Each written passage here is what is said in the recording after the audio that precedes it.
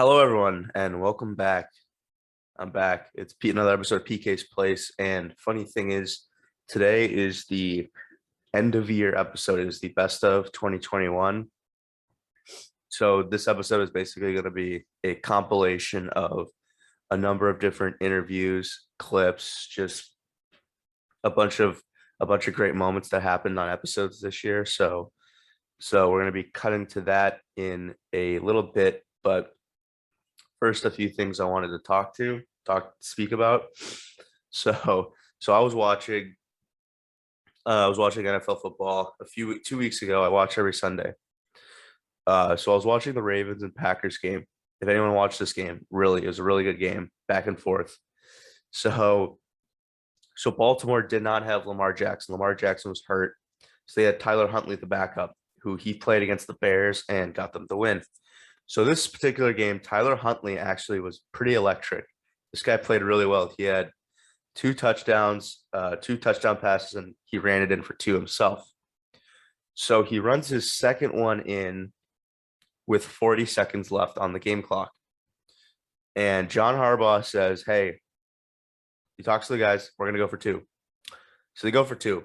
Now, if anyone has watched the Ravens play this year, whether it was red zone, whatever it was, if you've watched the Ravens play earlier this year, you know that they were in this situation against the Pittsburgh Steelers a few weeks ago, and they ended up not converting that 2-point conversion. It was Mark Andrews, I believe, got his fingers on the ball, but he couldn't catch it, and they lost, which was a winnable game for them because the Steelers, let's be honest, not not a team as good as the Ravens. Let's just call it what it is.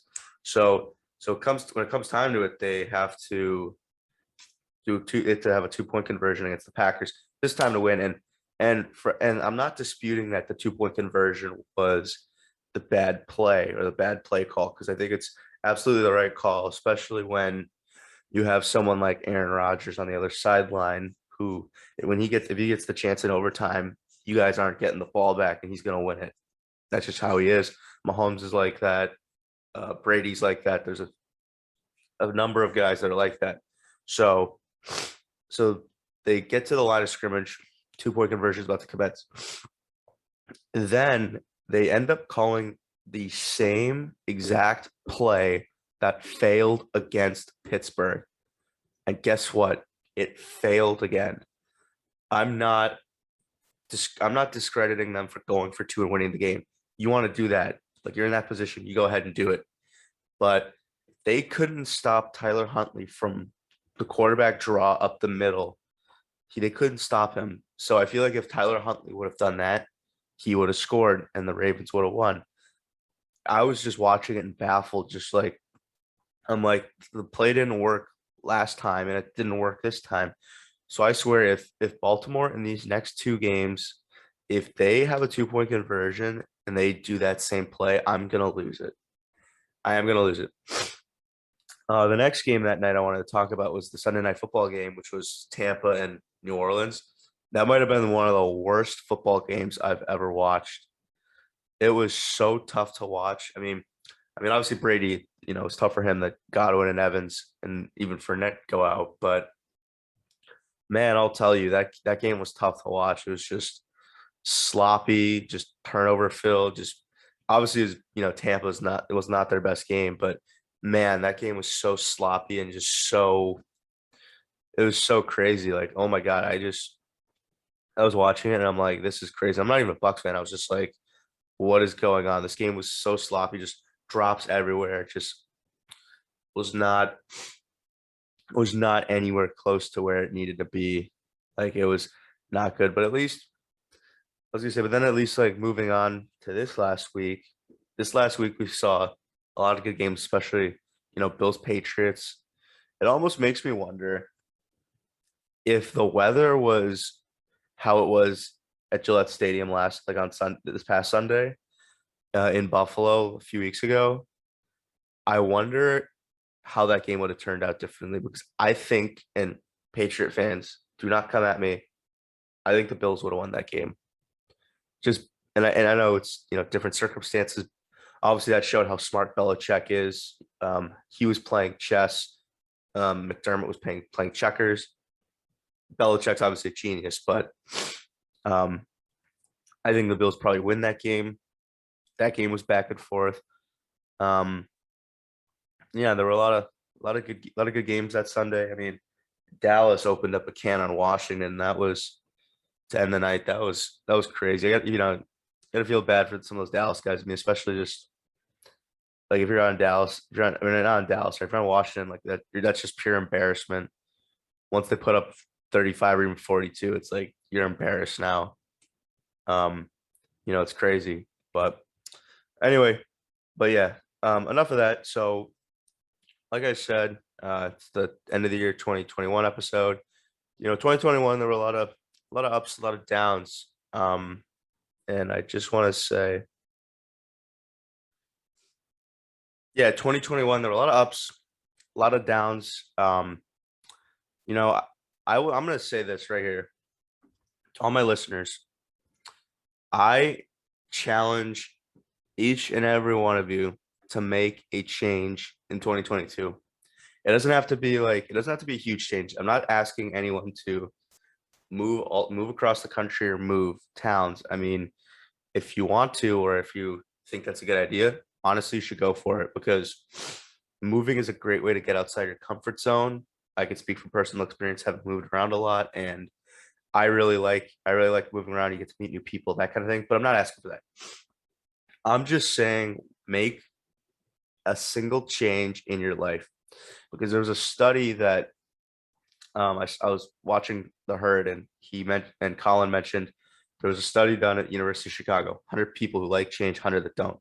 The 100 that don't had to make a change, and within 6 months, 80 to 90% of those people were like, you know what, I'm happy I made that change. So I want each and every one of you to be in that 80 to 90%, make a change, and then you're gonna realize, you know what, this was good for me.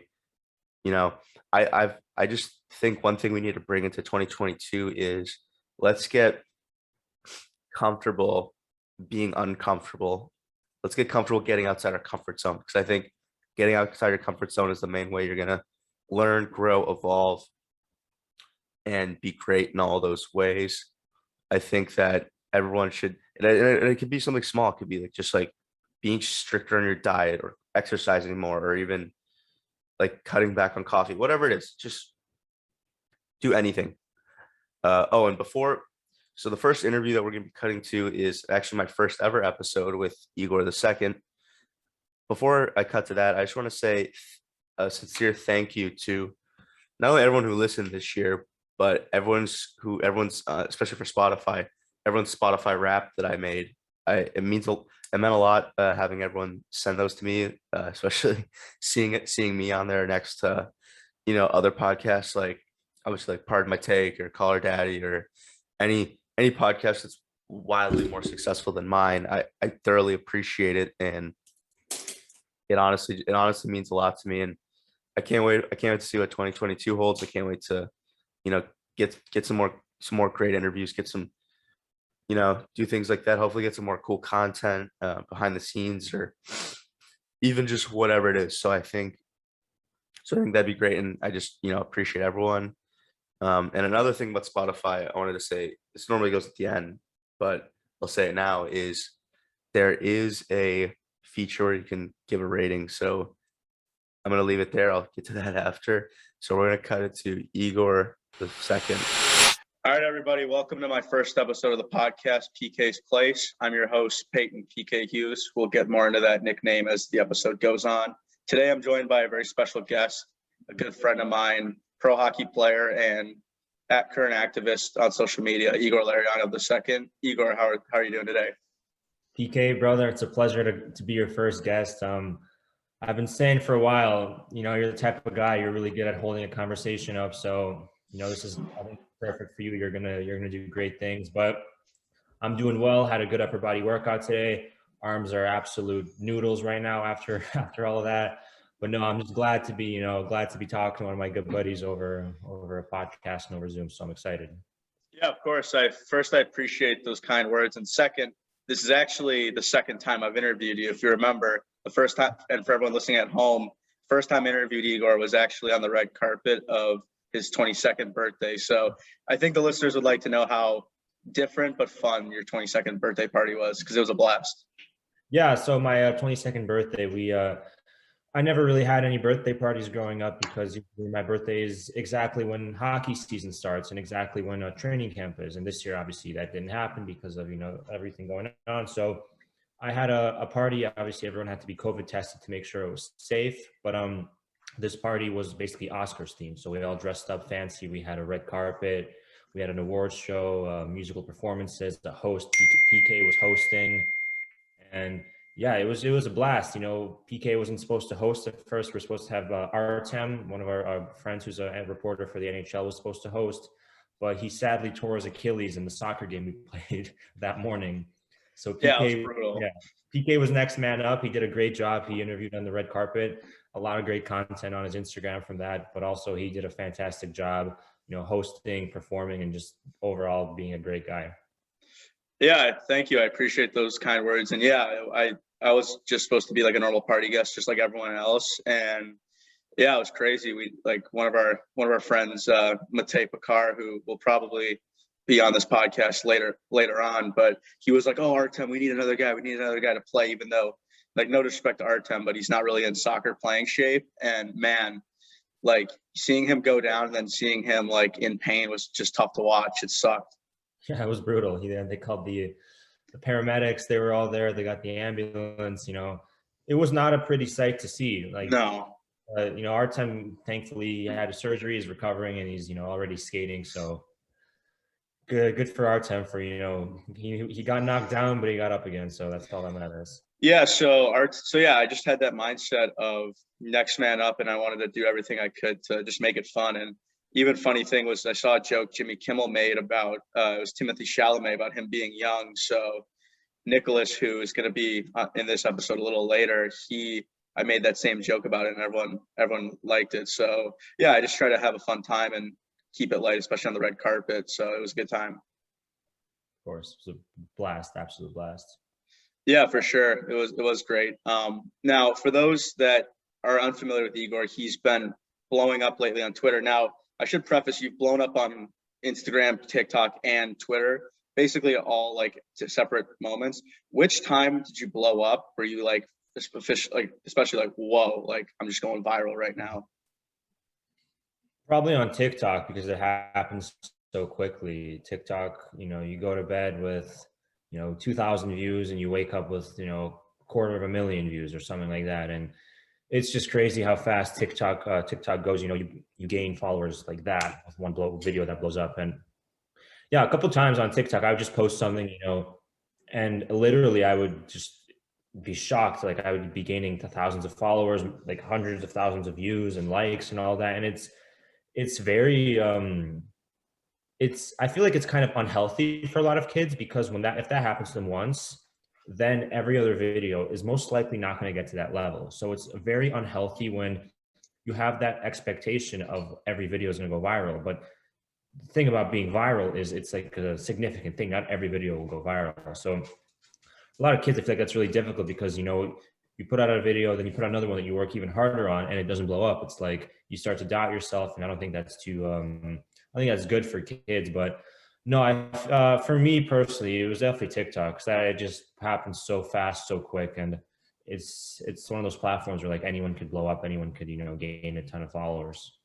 Yeah, of course. And like when listening to like obviously the TikTokers who are at the top of the game, like Bryce Hall or Josh Richards or these guys, they say like like you said, they'll go to bed with very little followers and they wake up next day and they have millions. Like it's honestly insane. Yeah. And for those that want to check out this video that we're talking about, Igor made a video about highlighting the pro athletes in his family throughout the decades, including himself.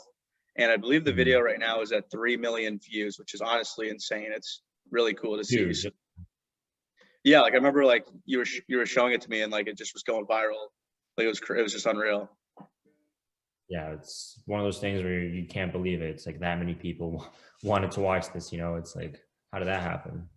Absolutely. And I also mentioned Twitter. So I remember before, like a few months ago, you weren't really that active on Twitter. So what really changed your perception of where you thought, hey, I'm going to start being more active on Twitter, because as we speak, you're about to hit 10,000 followers on Twitter, which is a big accomplishment. But where did that desire come from to start tweeting more and be active? You know, shit happens in life. Yeah, so, you know, I just, most honestly, people think I'm some activist or something, when in reality, no, I've just made maybe 3 or 4 tweets that I find to be common sense, that people deserve, you know, to be treated equally, and that human rights is for every human being. And like, to me, that's not really activism. That's just common sense of, you know, being a good person. I mean, the majority of my tweets are just like me joking around or making a fool of myself. And, you know, I just figured I could, you know, be myself to the public, and, you know, people who want to see it will see that, and hopefully they enjoy it. And so far it seems like they're enjoying it. Even people who, you know, at first I didn't think would enjoy it, they're, you know, on board. So yeah, I mean, it's one of those things where stuff happens in your life and you like decide that you're going to start doing something and be a little bit more active. And so far so good. Obviously I want to continue being an ally to these communities, because I feel like that's a very important thing to do. Not many people in hockey, you know, see these people for who they are. They just, you know, look at them as like I don't even want to say not as humans, but almost as like a group, where I want to make it so people look at them and be like, you know, we're not marginalizing a group of people. We're looking at individuals and saying, all right, these are human beings. They're just like me, and they should be treated, you know, fairly and equally. And that's exactly what, you know, I'm trying to do with that. But in terms of just like funny tweets or like, you know, messing around, that's just usually stuff that I would send to friends or, you know, other people like that. But no, I've just decided to, you know, post it online, and so far people have enjoyed it. Yeah, for sure. They've reached a greater audience. And going back to that point, I mean, I think that you have to judge these people like they're people. I mean, there might be like Exactly. a few differences between us, but that's what makes us human. And yeah, it's those tweets actually, as you know, that are becoming the most viral and that are getting the most likes. And I think you've said this on many other podcasts you've been on in the past 2 weeks, that it's really not that hard to support these groups and to have a voice out there. And I think you're doing a really good job on that.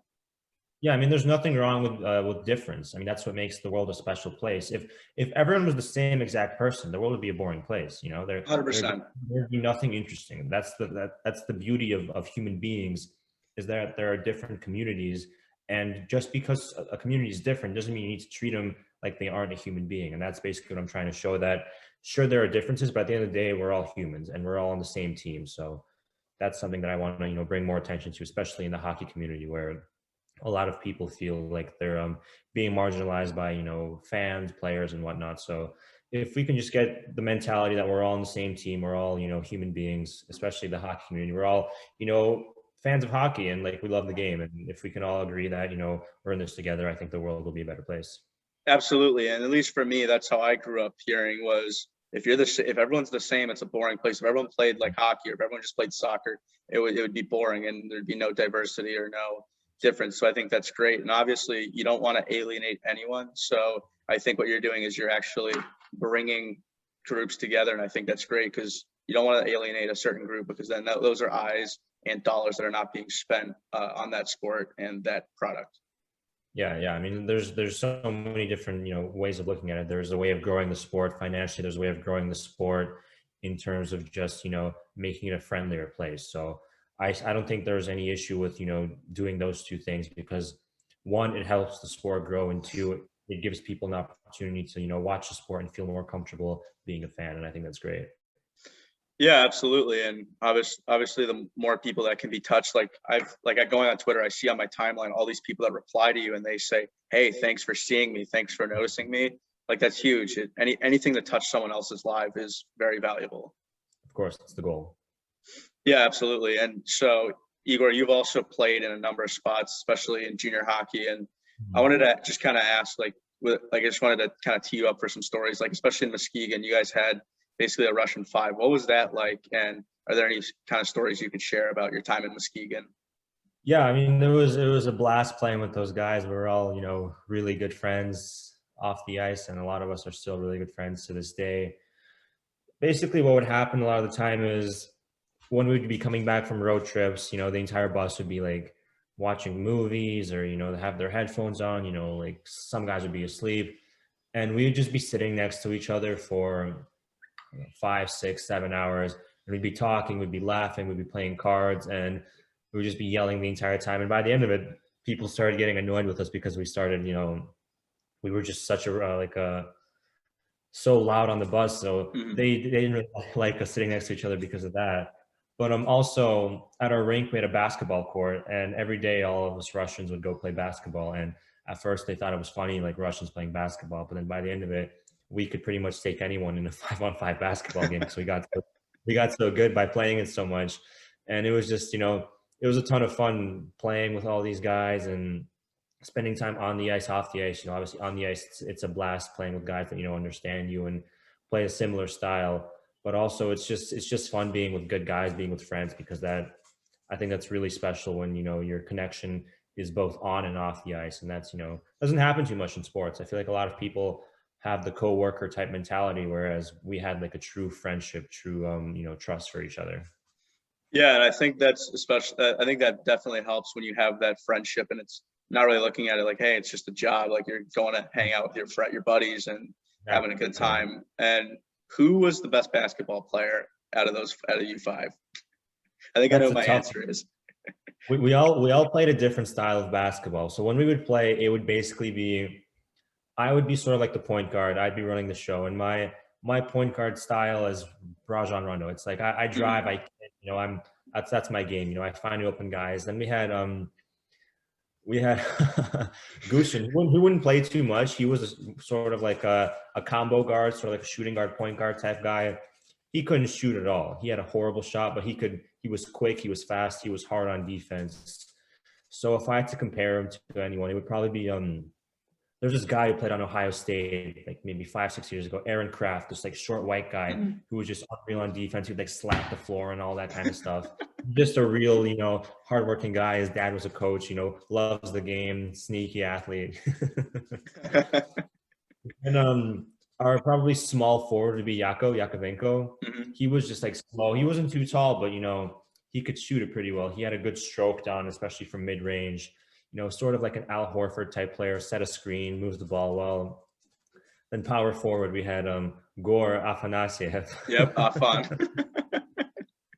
He was one of the more skilled guys. He could dribble, he could fade away, he could post up. As a power forward, honestly, his game is pretty much like a less skilled Kevin Durant. He could get the job done, get inside. He's 6'4", so he's pretty tall. And then at center, we had Andrei Golikov. He was a horrible shooter of the basketball. He would shoot it like a throw-in in soccer, like just over his head. But around the glass, I'm telling you, this dude would dunk everything. He would get all the blocks, all the rebounds. You just literally toss it up to him. He'll get the alley-oop. I think he was like 6'5" or something. He's a giant. And yeah, like put that combo together, us five, or sometimes it'd be just three of us with subs. Like we pretty much took everyone down. But to be honest, when we would play one-on-one between who's the best, it would always come down to me and Igor Afanasyev. And I think I ended up winning that series. But if you ask him, he'll probably say he ended up winning that series. So it's a bit of a disputed title. Oh, I definitely, if I have the chance to get him on here, I'll definitely ask him how those one-on-ones went. Now, obviously, you spent. Yeah, of course. Now, you obviously spent a little bit of time in the USHL. Which away rink was the most fun to play in? I know, obviously, when you played, there were still like full crowds, or there were still fans there. Which away rink was the most fun to play in? The rinks in the USHL weren't like as nice, I would say, as the ones in the OHL.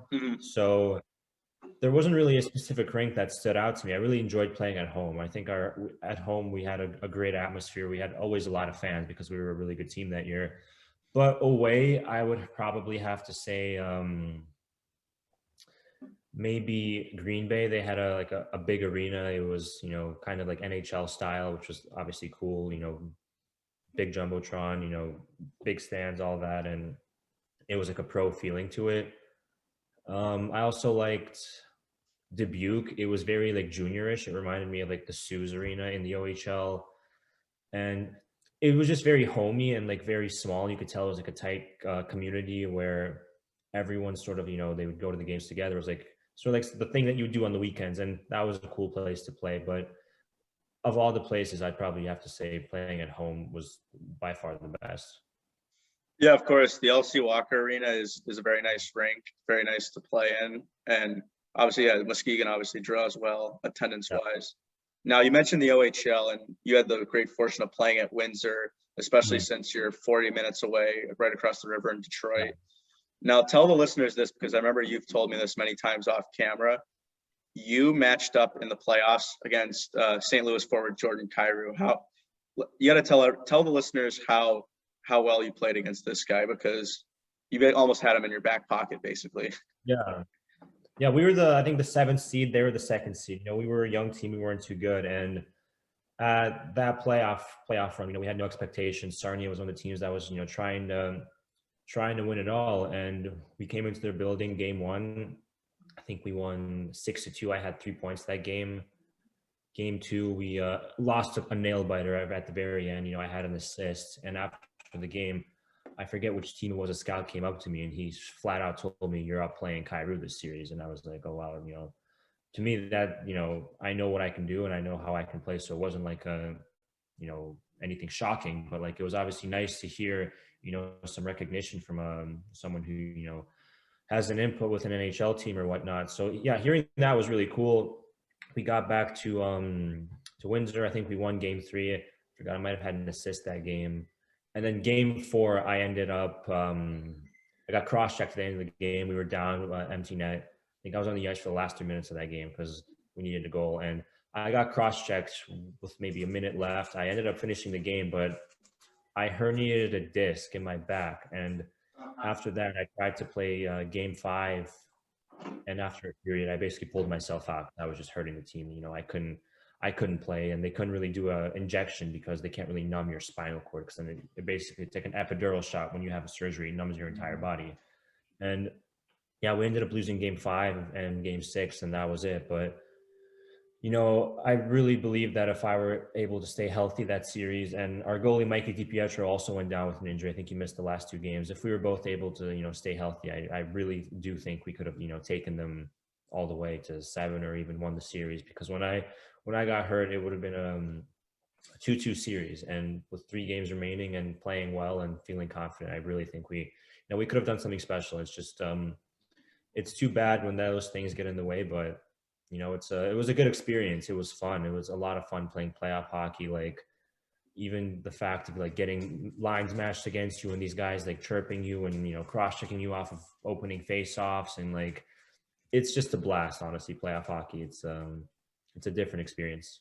Yeah, playoff hockey is a different beast, and yeah, I think it's obviously great that you're able to have some success against a player like that. And the thing that people say are the key to playoff success are luck and obviously injuries, being healthy, and it sucks, I guess, also for DiPietro, because the next year when he was with Ottawa, like they didn't lose a game when he was in net. Like they ended up losing obviously to Guelph that year, and they swept the first 3 rounds and even won the first 2 in the finals. So they won 14 in a row. And I still think that if Mikey was healthy, I don't think Ottawa would have lost that year. They were buzzing that year. And also with Windsor earlier that year, you had a viral moment also. This was, I think, when you went viral on Instagram, was you get the puck out front, you score a goal, and your celebration was something for the ages. Yeah, so it was the Olympics. The Olympics were going on, the Winter Olympics. It was February, and a couple days before that game, me and my buddy Lev Starikov, we were in the gym just riding a bike after practice, you know, just loosening up. And they were showing highlights of curling, which, you know, I don't know why they're showing highlights of curling in the first place. It's not really the most entertaining sport, no offense to curling, but no, they were showing that, and we thought, how funny would it be if, you know, we scored a goal and we were both on the ice at the same time, and one of us, you know, tossed our gloves and the other one would, you know, sweep. How did you in curling? So we ended up playing Ottawa the next night. We had that plan set up. We had a chance in the 3rd period. I did a cross ice pass to Starikov. He had a one-timer, and he missed the top corner by like an inch or 2, and we were like really bummed out because we thought this is our chance to do it. And yeah, we just were practicing. We kept doing it in practice. As soon as practice would end, we'd be practicing that celebration. Like everyone saw us doing it. I don't know why they were like so surprised. But then Yeah. the next game, first shifts of the game, I steal the puck right in front of the net. Guy was trying to make a cross ice pass. I read the play, I stole it, beat the goalie backhand, and then Starkov was on the ice, and I toss my glove. He starts, sweeping. It's a funny moment. Everyone's like laughing. I get to the bench, and my coach is like, "This is a disgrace to the game. You're embarrassing us. Like, you can't be doing this, blah, blah, blah, all these things." So he benches me for the rest of the period. In between the periods, he screams at me, blah, blah, blah, from the entire team. Like, "This is embarrassing. Starry, I'm going to send you back to Russia." Like, first of all, who the hell says that? Jesus. Yeah. And then it was just, yeah, they were like freaking out at me, like making it seem like I literally, like, I don't know, like killed a child or something. And Exactly. in reality, like, I just did something fun because it's a game. So they were like sort of like benching me in the second period. Then we go down 3-1. And obviously when they're down 3-1, like they don't really care about the benching me anymore. So they put me on. I get two assists, and I think we ended up losing 4-3, but I was the first star of the game. And I come out for the thing. I wave my stick around, like all those things. I come back to the locker room and they're like, "We're going to need to talk to you tomorrow. Like, where'd you even see this?" I'm like, "I saw the NFL team did it. Like, they did the same celebration." They're like, "Well, we're not the NFL." And I wanted to be like, well, obviously we're not the NFL. We are a much less popular sport. We make a lot less money, and our marketing is way worse than the NFL. Obviously, we're not the NFL, so maybe we should try to be more like them if they're so much more successful than us. But anyway, the next day we show up, and it turns out that the day after, the game is sold out for the first time in, I think, a year and a half since the Memorial Cup, and nobody ever talked to me again about it. The videos, ESPN, TSN, every major sports network here, Europe, literally blew up all over the world. And as soon as that happened, as soon as, the arena was sold out, nobody talked to me about that ever again. And I thought that was kind of odd, but, Yeah, of course they're not going to talk to someone who's filling the net or, getting them ticket sales like that. And I think that's one of the things that makes the NFL honestly so entertaining is the touchdown celebrations. Like Green Bay has the Lambeau Leap. I know Mostert on the 49ers, he had 4 touchdowns against Green Bay and then 1 in the Super Bowl. Like he was kind of doing almost like where they're spiking or like it was synchronized Gronk's spike. Like that's what fans want to see. And it's an expression of yourself. Like it's a lot of fun to see that. Of course. Yeah. People love to see when these, athletes are, showing off, like, I don't know, a dance move or something entertaining, like that kind of stuff. If you watch a game and then you go on TikTok or Instagram or Twitter after the game, you're more likely going to see like a funny celebration, a cool celebration than a highlight of like a play of like, someone made, unless it's like a spectacular, like out of this world play. If it's like a routine game and just like routine plays happen, but someone does a cool celebration, that is more likely to go viral. That is more likely to bring more people to watch the game next time than, just them showing something routine that happens every other night. Yeah, exactly. And it's showing your personality for celebrations like that. It's what else can you ask for? And speaking of the NFL, this is unfortunate to say, but you're a Detroit Lions fan. How do you think the Lions are looking now after acquiring Jared Goff? I mean, not good. At all. The thing is, I feel like Jared Goff, if he couldn't do it with McVay and on a good team, then how is he going to do it in Detroit with a bad team? Like, obviously the Lions are rebuilding right now and they're not going to be that good of a team. So like, if you can't do it with one of the best offensive minded coaches, but also on a team that is pretty much stacked and gets you good field positioning all the time, how are you going to like starting at the 1 yard line, having to go 99 yards with an offensive line that's pretty much, not developed yet to be like a strong offensive line in the NFL. So like, honestly, it's frustrating, but like, hopefully they do like a real rebuild this time and not like a semi rebuild, because all these like, semi rebuilds, they don't really work in Detroit, and hopefully they can just blow things up and start from scratch. And honestly, I was hoping they'd draft a quarterback this year, but I guess that's not going to happen. But, hopefully if not this year, the next year. Yeah, of course. Them picking 7th around that range, I don't see them picking a quarterback. I think if they can pick a wide receiver like a Devontae Smith if he's available, Jamar Chase or Jalen Waddle, if they can get someone Goff can throw the ball to, because like not only watching Hard Knocks last year when Goff was with the Rams and watching them play this year, the way McVay's system would work, they would play action all the time. Like how many times you'd always see him fake the ball to someone and then throw it. So especially like watching Smith just dominate the national championship game, and even Chase when he was with Burrow and LSU. I mean, I think if the Lions can get someone he can throw to, I think that'll be a big step in the plan too. The problem with Detroit and the play action game is they don't have a run game. No. So you can do the play action all day long, but no one's going to believe him because they've never had a run game. They've had one 1,000-yard rusher, and I think the last like 15 years or something. It was Reggie Bush. Like that's just not going to cut it. Like the Rams have always had a good run game with McVay. So I don't know, man. It's frustrating being a Lions fan, but I'm still holding out hope, and I'm still obviously going to watch and I'm going to cheer for them. But at the same time, I wouldn't mind to see Stafford have some success. Yeah, of course. That's actually what I was going to ask you next is if you're going to be, especially being in LA, you're going to have more opportunity. Like if you still stick there this year, you're going to have more opportunities to watch Matthew Stafford play. And obviously, I think it's crazy that the Rams don't have any first-round picks for the next like 15 years, just mortgaging their futures. I've met Stafford a couple times in Detroit, and he's always been a class act, a nice guy. So he did a lot for the city, and he, busted real hard, to try to get us somewhere, but they never put the right pieces around him. And that's frustrating because he's a good player. He's a talented guy. And after struggling for so long in Detroit, I'm just hoping that he can come out here. And honestly, like, I know the Lions will be competing for the next couple of years. So I might be just cheering for the Lions. Honestly, though, I might be cheering for the Lions to lose every game so they get a high draft pick. That's how I look at it. Sure. Yeah. What would a 5 and like whatever? How many games are there now? 18 or 17? 17. There's 17 games this year. 17 games, yeah. So like they win 5 out of 17. Like what's that going to do? Get them the 7th spot again? That's not really going to help them much. If you're going to tank, you got to tank all the way. But no, I really would love to see Stafford win a Super Bowl, win a ring, because he's such a good player, and I feel like he's been very underappreciated in his career, and that's just something that I don't think is correct. Absolutely, yeah. He's elite when it comes to the 2-minute drill, especially late in games. And I think especially Cam Akers and Robert Woods and some of these guys the Rams have, I think he has a good chance of succeeding. And especially you being close by, I think it would be pretty cool if you had the chance to go watch a game at SoFi Stadium. That place is impressive.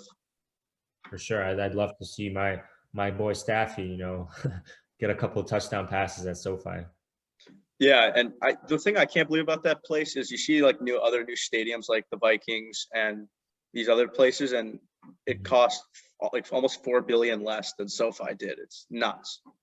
Yeah, I mean they put all the tricks into the stadium because it's Los Angeles. You got a lot of things you're competing with, and if it's not tip top, then people are probably going to spend their money somewhere else. So you got to invest as much as possible to make it the best possible experience for people. Absolutely. And speaking of Los Angeles, I know you're there now, but I think what people don't realize about you is this is your second tour living in LA. So at least I want to know, because I didn't meet you until you were out there the first time. What prompted the move to LA the first time? So basically my dad had just retired and just wanted to live somewhere warm, but also my sisters were singing at that time. And, there's no better place to pursue a career in that than Los Angeles. So we moved out to Calabasas. I think we lived here for a couple of years, but then I started to, get, kind of good at hockey. And obviously hockey is kind of difficult here because there aren't too many rinks. It's hard to get extra ice time and all of that. So at, I think at 11 years old, we moved back to Michigan, where I was able to play for, all the top teams, Honey Baked Little Caesars. But yeah, first time I moved to LA was basically just my dad's like retirement thing, just like moving out somewhere warm. My sisters were singing at the time, and yeah, it was a cool experience to live here. Like we lived in a cool place. We would go shop at the Kardashian store before they were famous, so that was always interesting. But no, it's a very unique place, Los Angeles, because every different like little town, little community is so different. Like you can't compare the vibe of a Venice to the vibe of a West Hollywood or to anything in the Valley. It's very different and very unique. So that's why I think it's kind of cool. But no, it's fun. I've enjoyed it so far both times.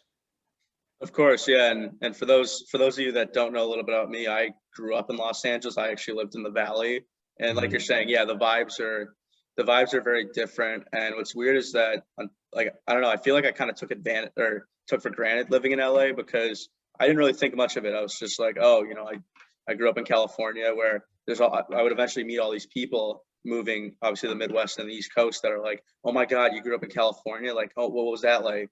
Yeah. And they just would kind of hyperbolize how great it is. And I didn't really make much of it at the time. I was just like, I just live in California. Like, the weather's really nice. This is just kind of how life is. And Exactly. obviously I think that might be the next place I would move. So I would definitely welcome that, especially like we've been in the Midwest and the East Coast where it's cold in the winter, and it's just nothing compares to being December and it's like 65 Fahrenheit outside and you get to wear shorts and it's just a great atmosphere. Yeah, the sun's always out. It's just it's good for the mood because a lot of people get seasonal depression, and I feel like that's not really much of an issue here because it's almost like it's always in the sunshine season here, which is great. Of course. And so, like I said, we first met in LA. Now we also reconnected when I was in Michigan when we played spring tournaments together. Now, tell the listeners and viewers on YouTube, what was your first impression of me? Like, at least like the first, either if you can't remember the first time, at least when you really met me again, like seeing this 15-year-old kid walk in, not really knowing much else. I remember it was a spring tournament. I remember when you were little, just knowing about you, obviously, because our dads were friends, but like, I don't think we spent too much time together. But when you first showed up to that spring tournament, it was a spring tournament. We were all just like, you know, in sweats or whatever. And then this guy walks in a suit and tie. And I'm like, oh boy, we're in for one right here. So I see you walk in a suit and tie to a spring tournament. And immediately that, like, I'm intrigued. You know, not many people do that for a spring tournament, especially for just like a fun selects team. But no, you showed up in a suit and tie. Really, like, everyone was like, "Wow, this guy's really going for it." So when you did that, everyone became interested. And they started talking to you, and then they just realized that you're like so nice and so easy to talk to, and everyone just immediately started, you know, just vibing with you and talking, and just you just became a part of the group so quickly, not knowing a lot of us. And you know, looking back now, people, you know, whenever they talk about these tournaments, they always, you know, talk about PK because PK was such a huge part of it all. So honestly, you just came in there and then literally 5 minutes later, you were just, you know, one of everyone. And that was really cool. Yeah, that's what I remember. I mean, I remember just like, obviously I spoke with your dad earlier in that year, and obviously like he'd watched me a few times and we talked about playing in the spring tournaments, and I eventually got in there, and yeah, it was very easy to talk to everyone. I was just like, remember the first game, I'm like, shit, like this is good hockey. Like, we're playing the right way. It's fun. We're snapping it around. And yeah, like even as every year passed, it's like, something I would look forward to because we just had really smart players and we played the right way. Now, speaking of that, where did the nickname PK come from? Because I think it was you or your dad that came up with it. And obviously that's where I also got the inspiration for this podcast name too. Yeah. So when you were younger, you literally looked like PK, Patrick Kane's like twin brother. Like, yeah, you had the same hair, you had the same style on the ice. Like, everything about you looked like little Patrick Kane.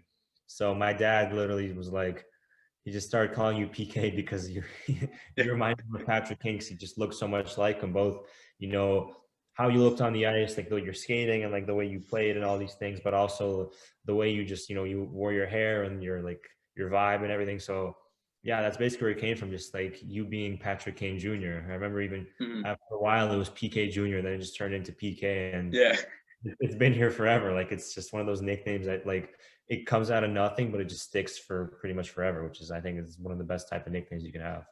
absolutely. And a funny story about that was, I think it was later that spring. I'm home from school. My dad texts me and he says, "Hey, it's game 6 tonight, Ducks and Blackhawks. Like, you want to go?" So I was like, absolutely. So I'm watching the game. The Hawks, they're up 3-0. Probably one of the loudest times I've heard the United Center. The building was just going nuts. Obviously, they were able to tie it up and go to 7. So I'm walking around the concessions. I go to get some snacks, and the lady goes, "Oh, you kind of look like Patrick Kane." So it's like, it's not just you guys saying it. So at that moment, that's where the nickname stuck. And yeah, I also used to just kind of have the habit of growing my hair out in the playoff time. And obviously, I think now it's changed to just kind of going with my own look. Obviously, I have a little bit of platinum blonde hair. I'm gonna go with that again, which I give you credit for. That was your idea, and I think it looks great. And obviously, I'm gonna do that when I get back to LA. But yeah, the name PK is very original. I think it's here to stay for sure. It's a great nickname. Everyone loves it. Everyone loves calling you that. And, I feel like most people, when they see you, they think of PK before they think of Peyton or anything else, Oh, no, absolutely. And speaking of those spring tournaments were really fun. And especially one time, folks, no joke, we ended up outscoring like the whole tournament. I think it was like 42-6. And so to set the scene, we have the first face-off. Igor wins it back. He ends up getting it. Obviously, I don't think I've seen someone at this time, and you might say this is high praise, slow the game down the way he did. I would just watch him on the bench and be like, damn, like every time just slowed down. And so he feeds it to Kings prospect Arthur Kaliev, who we call him Mike Tyson. And he just scored. He just rips a one-timer in the open net. And I'm like, is this going to be that easy? Like, that's just how it was all tournament. It was insanity. I think we had 2 goals our first shift that tournament. Oh, you did. It was nuts. Yeah, it was just you guys were playing chess. Everyone else was playing checkers. But looking back, it was so unfair because we were playing U18 AAA, and if you look at like our team, I think we had like 7 guys who played major junior that year. Yeah, we did, because we had a defenseman, Hawken, who played in Flint in the OHL. We had a kid who played in the Quebec League, kid from Sweden. Like junior in Sweden, yeah. Junior in Sweden, yeah. You who played in the Q, obviously OHL next year. Bike was going to play in the OHL, obviously second round NHL draft pick. And yeah, it was just unfair. Like Bobby too. Bobby Lynch, my line mate that tournament, plays for the Winnipeg system. Before going to the Q. So Greg was literally a few months away from playing in the Q. So we had so many guys that had played a season already in major junior, or were like, a few months away from starting to play major junior. So it was kind of unfair because of that, because we were playing just like U18 kids and we were totally wrecking them and destroying them. But it was fun because it was just the opportunity to play good hockey and, just express yourself on the ice, which, a lot of times coaches don't let you do that. And here, that was what we were, that was our game plan. Absolutely. And going back quick to the style that I showed up in, my dad was always someone who taught me you want to respect the game. So I always didn't want to just not say look like a bum, obviously, except now I feel like now for these tournaments, I would dress a lot more stylish, wear a nice pair of sweats, shoes, like a jacket. But that's just for me at the time. That's how I would go about it. So I would wear that. And honestly, the funniest part of those spring tournaments. So his dad had 2 teams. We had our team, which was like the all-star team. And then we had a B team. The younger guys. Yeah, the younger guys. We ended up having to play the younger guys in the semifinals. And it wasn't even fair, first off. And then second, to me, the funniest thing is that we ended up just for the hell of it switching goalies halfway. We're like, all right, you guys can take our goalie. And I think I ended up scoring on our goalie too, which was even more funny. But I think it was 11-0 when we ended up doing that. And then we just felt bad for them because they were good players, but they were just on the younger side. And a lot of them played for the main team the following year. Yes.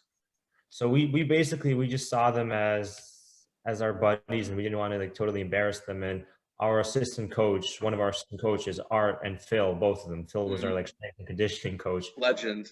Art was our forwards or defense coach? Art was forwards. My dad was defense. Yeah, so Art was the forwards coach, and Phil was our like pregame, warm us up type coach. So because usually my dad would be on the bench for both teams. This time Art had to go on the other side, and he brought Phil with him, and they had this game plan of like parking the bus and like not letting up goals. And I think we scored like 8 goals in the first period. Oh, we did. No, we scored 8. Yeah. And for those who don't know what parking the bus is, obviously Igor is a big soccer fan. So parking the bus is basically a strategy where think of playing soccer and you just literally park a bus in front of the goal. It's just everyone playing defense, just blocking a million shots. And yeah, that strategy backfired. And honestly, an inside joke that I'll let everyone in on that's really funny is we had like our own like Instagram account for like, we called it L United. And there's the Salt Bay meme of someone like going like this, and Igor created a meme of Litvak, but Yeah. with 11 instead of salt, it's the score, which is 11-4, and that one just lives on. It's just classic. Yeah, there's so many funny and good moments. I really wish that we had those games on, on tape or something, because 100%. we could just look back at them and it would be a blast. There's so many good memories, so much fun from all that time. Oh, absolutely. Now, changing topics, I know both of us are big into film and TV. So obviously during the lockdown, we had a lot of time to watch TV and movies. So quickly give 3 shows that you really enjoyed watching during the lockdown. During the lockdown, I'm going to break the rules a bit because one of these shows I watched after the lockdown, but it was. Yeah, go ahead. Yeah, it's fine. It's my favorite shows ever. So during lockdown, I watched Barry, which is probably my favorite comedy. It's it's incredible, written terrifically. The acting is great storyline. It's I think it's one of the better shows on HBO. And then number two, that's a good one. What can I? You can say any ones that come to mind. Anything that comes to mind. Man, I like. What I like? I like Better Call Saul a lot. That's a classic. Yeah, I like that show a lot. I think it's very clever. The way it's written, the storytelling is very interesting, and obviously Bob Odenkirk is kills it as Saul Goodman. Yeah, and then the last one is Euphoria, which is just a masterpiece in my opinion. Very good. Cinematography, the story, the writing, the character development, the acting, the vibe of the show, the soundtrack, Labyrinth, creating all the music. To me, it's almost a perfect show. I watched it 2 times fully, and I can't wait for the next season because I'm just so attached to the characters and so attached to the story that I want more, and I want to see where the story's going. Yeah, of course. I actually had the good fortune of watching Euphoria mainly during this year with my team. We had like a 2-week or a 10-day COVID break because certain guys got it. Our coach got it, and I did get to watch Euphoria, and yeah, it was very good, very well acted, and I appreciate the recommend on Barry. Barry was a very good show, and I'm excited for season 3. And I know that during the lockdown, you were saying how disappointed you were because that's when they were supposed to be filming, and we should have had it by now. Yeah, they had to postpone season 3, but a good thing out of that is they were able to finish writing both season 3 and season 4. So when the writing's done, I feel that it's more like a smooth path because there can't be that many delays in terms of storytelling. It's just you get the date set and you film, and then obviously editing and all that. But at least what you're filming and the sets and the pieces and all of that. So I think from here on, it should be a pretty straight path for them to get season 3 and season 4 out to us. Of course. And for me, I would say the one show I actually didn't get to watch when it came out because I didn't have the service at the time was season 1 of The Mandalorian. And this was a show I was excited for as a Star Wars fan. And I watched it and I was like, this is what I expected. And obviously Bill Burr showing up is hilarious. I think Bill Burr is a very funny comedian. And I ended up watching season 2. I didn't miss an episode when it came out. And that was very good. And then obviously, like I said, Barry, I enjoyed Barry. And I guess like everyone else, I watched Tiger King. Not saying it was my favorite, but I watched it. And yeah, just some of the stuff you watch and you're just like, did this really happen? Just nuts. I turned it off after 20 minutes. I couldn't watch it. Yeah, I mean, Tiger King, honestly, the jokes have been made. Tiger King feels like a million years ago at this point. Yeah. So yeah, and then also, what movies did you watch? Because this will lead into actually a little game that we'll be playing, and the people people listening at home can also play into that regards to movies. Movies, man. I watched a lot of movies when I was in quarantine. Honestly, I can't even remember which ones because there were so many. It feels like so many. Every night you'd watch something new, something different. And in terms of a specific movie, I can't even give you one because I just watched so many. The lockdown was so long, man. It was to the point where actually, there's one movie I specifically remember I watched during lockdown. Make it 2 movies I specifically remember I watched during lockdown that I really, really liked. And the first one is, how am I forgetting the name of this movie? It is called. Who's in it? I'll go to the other movie real quick. So one of them is Palm Springs. Yep. With Andy Samberg, which is, I think it's an amazing film as a comedy and both as a serious movie. It's one of my favorites. I really, really, really love it. There's so many interesting parts that happen in it, and it's sort of like a Groundhog's Day where the story is kind of similar, but they put it in a completely different direction. And because of that, I just think it's one of the movies that a lot of people should see that haven't seen it. And it got some recognition at the Golden Globes, which is, I think is great because a lot of films like that, usually get overlooked, but that's a fantastic film in my opinion. And the other one I remembered, I just actually looked it up. It is Ready or Not. Oh, It's yeah. Mhm. Ready or Not. And that movie blew me away. I'm not a big scary movie guy, but I love sort of like, I think it was a Blumhouse Productions. It was sort of the way they make their scary movies. They're not your typical scary movie. They're sort of like a smarter scary movie. I Mhm. actually remember it was Blumhouse or if it was A24, but I know I those think two. one of the two, yeah.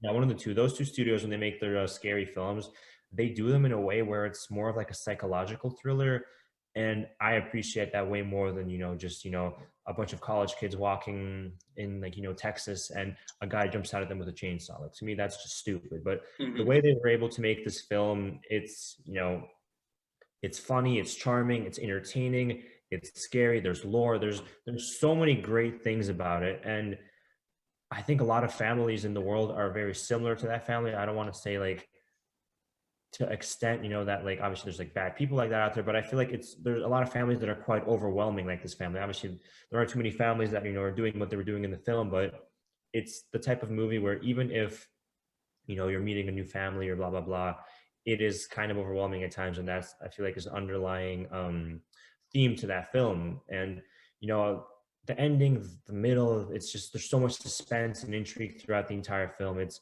If you haven't seen it, I would 1000% recommend you watch it, and watch it like late at night, make sure it's dark, have some friends over, like some popcorn. And it's just one of those films that it's like, don't watch it on your phone, don't watch it on your computer, like try to watch it on like a TV with a group of people, like your friends or something, and make an experience out of it, because I think it's a disservice to that film if you were to watch it on your telephone while you're riding in the subway or on a flight or something like that. So yeah, definitely it's a must watch.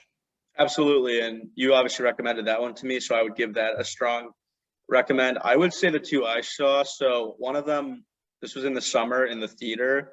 I saw Tenet. Obviously, Tenet came out, and I mean that movie. It's very confusing. Funny story. I didn't have the best theater experience the first time, and I've told Igor this one off camera, but I went to a screening at my local cinema, and the audio wasn't working for the trailers. So we're like, okay, we're just gonna skip the trailers.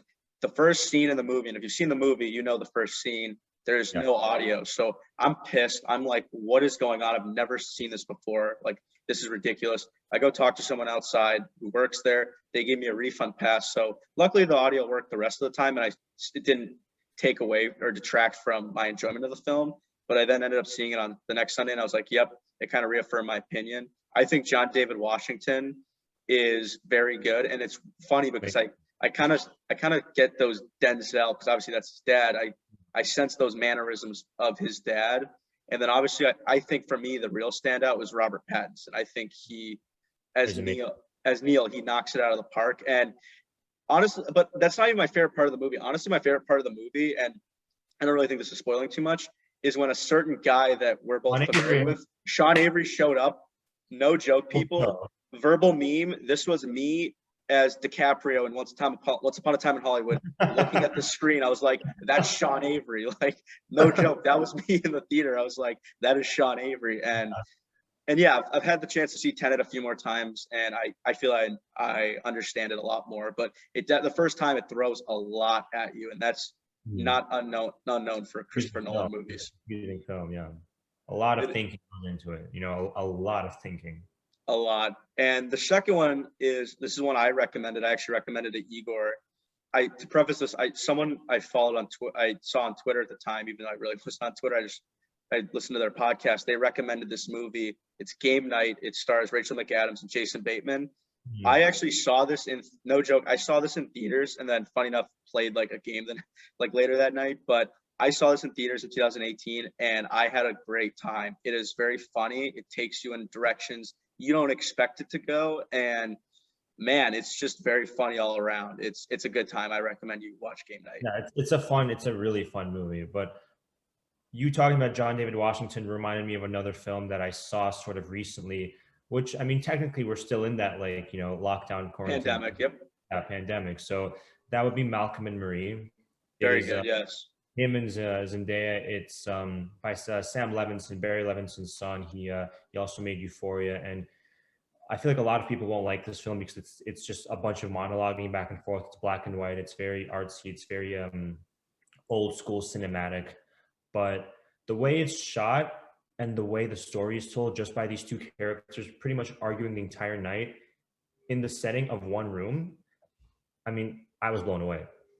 Incredible performances, incredible writing, and it was so raw and so real. It's like, I don't know, it's the tale of a failing relationship that, you know, you just see and you're like, it's so real. It's like you can see these two people, and then you can look in the world and you're like, wow, like, you know, you literally can tell by people what kind of relationship they're in because of this film. And that's something that it was just so incredible. Like, one of my sister's friends, like, I could tell right away that they had a Malcolm and Marie type thing based off of their, you know, their social media engagements, based off of their, you know, rapport. And sooner or later, you know, I think a month or two later, they broke up, and she was like watching this film and she told me, oh my God, like, you were so right. This is exactly what we were. And I'm like, yeah, I mean, you could pretty much tell when that kind of, you know, stuff happens. But no, it's a great movie, and I obviously recommend it. It's on Netflix, so I feel like most people should have the opportunity to at least give it a chance, because it's, you know, it's a special film. Yeah, that's all you can ask for with movies that are recommended, is to just give it a chance. And even if it's not your cup of tea the first time, some people try it. When you try it again, it'll normally hit. Yeah. And so that leads into my game. So the game I'm going to play, I have 2 rounds. It's basically going to be like a Mary F. Kill scenario, but there's 3 movies. So almost like which one you love, which one you like, and then which one you would have to let go. So the first round is going to be 3 Christopher Nolan movies. Okay. So I'm a big Christopher Nolan fan, so this is a lot of fun for me. Now, let me ask you, are there any that you haven't seen? Because that might change one of them that's included. I feel like the only one I haven't seen is Memento. Okay, perfect, because I had a second one just in case. So everyone listening can also play along. So the 3 ones are The Dark Knight, Inception, and The Prestige. Tough, very tough. I think those are my 3 favorite Nolan films. Man, oh my God, why are you doing this to me? I'll just wait for the next round. The next one's even tougher. No, I can tell it's gonna be a Tarantino round. Yeah. So it is. Oh my God, you know me too well. I do. Oh, I can't. Oh, I can go first if you want. So mine, for go me, ahead. Mine's a little easier. So mine is gonna be Mary is gonna be The Dark Knight.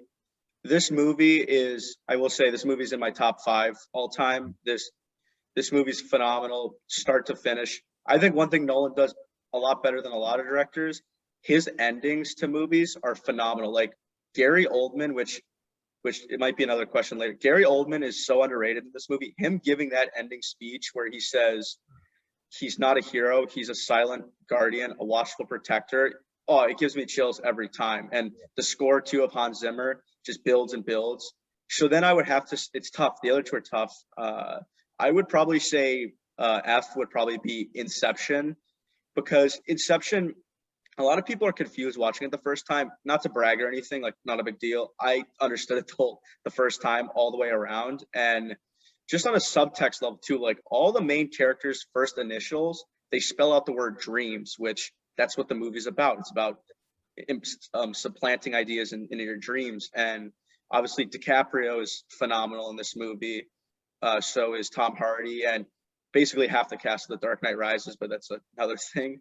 And not to mention the ending of this movie, of that top spinning. Oh my God. Like, it starts to wobble. You see it wobble just a bit. Like, it's tough. The score at the end, man, of that, where they're playing Time by Hans Zimmer.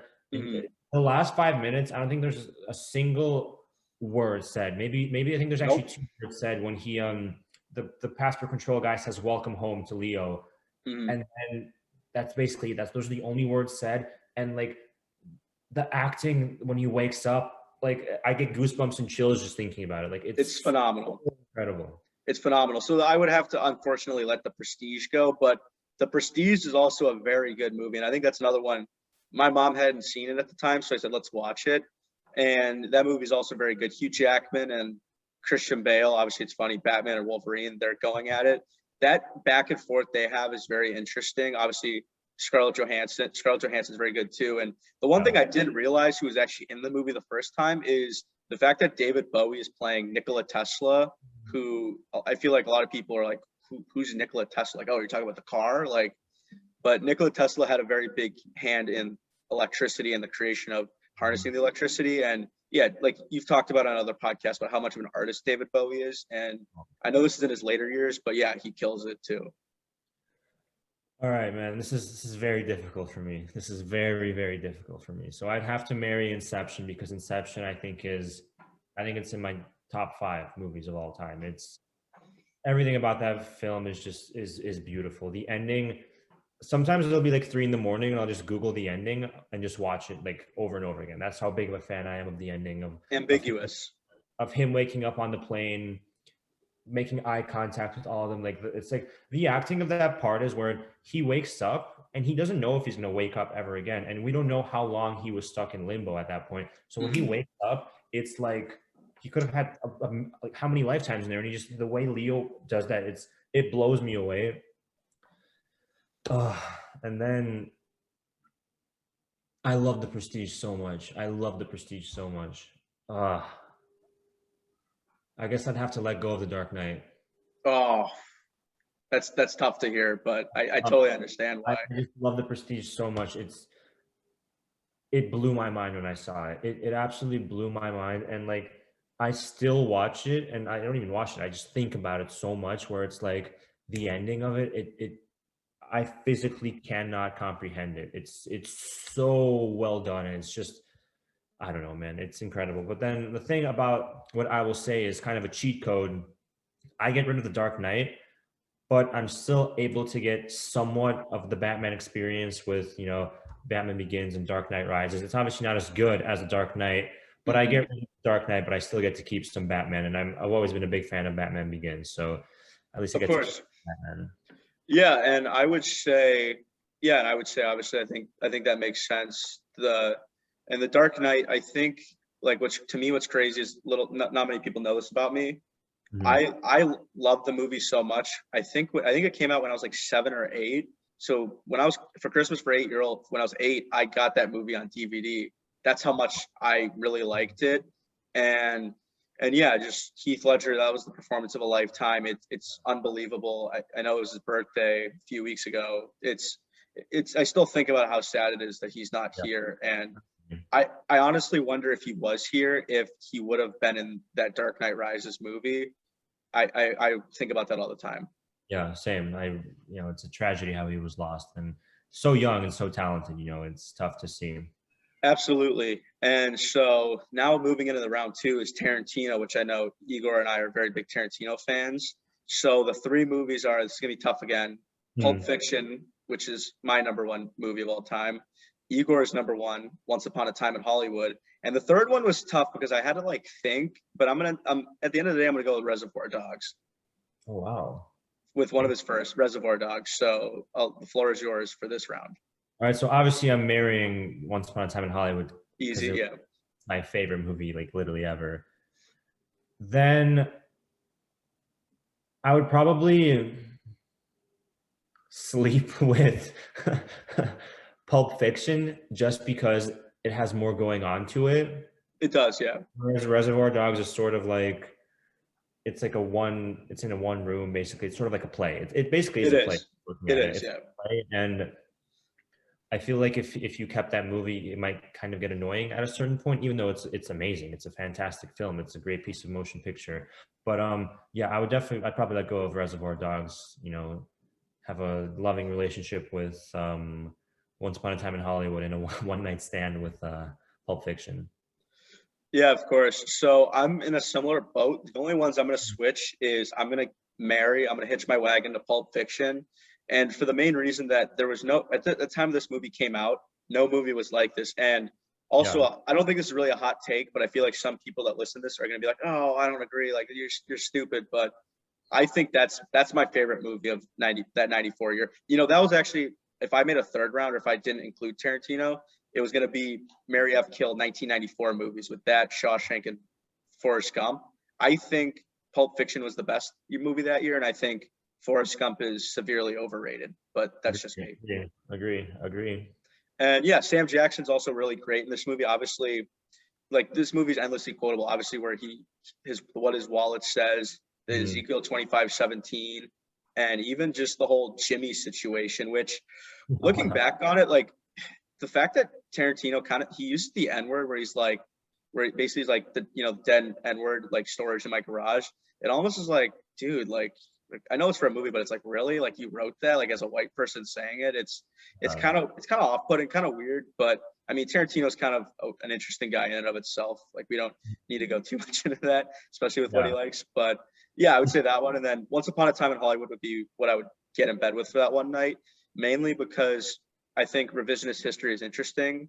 And then not only hearing Margot Robbie, I believe, say there's like over 200 hours or some crazy amount of hours of footage. To me, it's like there's so much I can watch of it.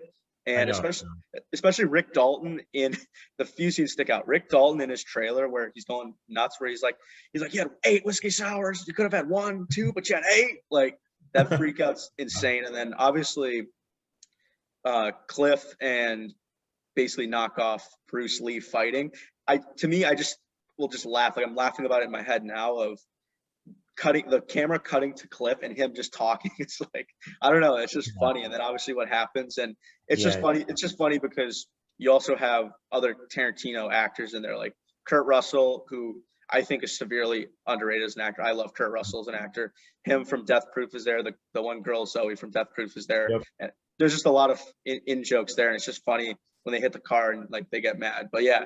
And then even the last scene too, where he's like high on acid, and he's like, he basically is like, "What's your name?" Like he's like, "Oh, the devil," or something. He's like, "No, it was something dumber than that."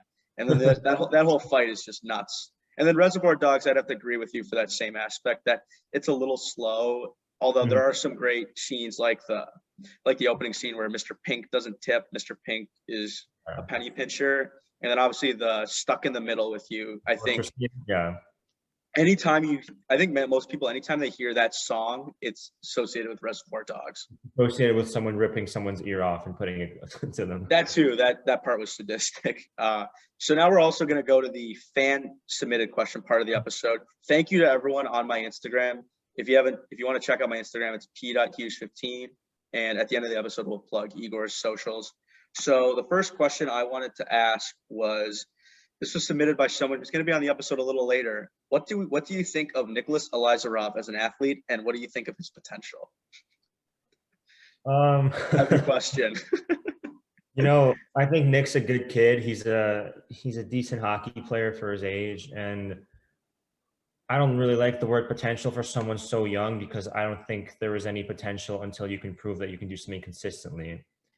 So for me, there is no potential there at all, because you only gain the right of having potential when you're able to do something well consistently. Then I can look at you and say, yeah, there's potential. And for me, he's just too young for that. So if he's able to get on the level when he's like, 16, getting into his, OHL or USHL draft year, and he's able to consistently play at a high level, then yeah, I will say he has potential. But right now he's, I think he's too young for that. Yeah, of course. I think he just needs to put his nose to the grindstone and obviously keep on that development path. Agreed. So the next one, this one's also interesting to me, is someone asks, a teammate of mine actually, shout out Magnus, he asked, thoughts on rap music now compared to back then? Yeah, I'm not a big fan of the mumble rap wave. It's not really my favorite type of music. I really like what we had a while ago, but right now, what I think is kind of cool, you look at these guys like Ian Dior, like 24K, a lot of these guys, and like even Machine Gun Kelly, they were like sort of like rapping, but their rap style has sort of turned into more of a like punk pop, which I think is really sick. I love that. I love Blink-182. So I like that a lot of these guys who were typically, be more like rappers are sort of going down this path. And, it's great because there's so many, rappers, but there was sort of like a hole for that punk pop, punk rock type thing. And, they're sort of bringing it back. And I think that's really cool. No, of course. Yeah. I mean, I think rap now, I feel like it's kind of fake, or at least there's an aspect. Like, I think I saw, like, it was a video on Twitter. It was Meek Mill and Tekashi 6ix9ine were basically fighting, but it was like they were holding their phones at each other. It's like this is like a fight. Like, what is this? And I don't and I like Meek Mill's music a lot more than 6ix9ine. I'm very out on 6ix9ine, but I was just like, what are you guys doing? Like, what? Another question from same guy is beer or hard liquor? I don't drink beer because I'm gluten free, so I am a big tequila mezcal guy, and I'll have some wine. I don't really like the taste of wine, which is kind of interesting considering my dad is a winemaker, but I'm not too crazy on alcohol in general. I don't really go out of my way to drink. Obviously, I'll have like an Aperol or something, an Aperol spritz if it's warm outside and like a lunch or something, but I'm not going to go out of my way to get drunk or anything. Like if there's a party, if there's like a social event, then I'll have some, but I'm not too big on just getting blind drunk for no reason. Blackout. Yeah. No, that's fair. Now, a question that a sister of mine asked was, have you been to Press Juicery? And if so, what's your order? I actually haven't been to a Press Juicery. I don't really drink too many juices, man, to be honest. I have my greens that I drink, and that's pretty much the closest thing that I have to a juice. I was getting some juice at a place in Venice. I forgot what it's called.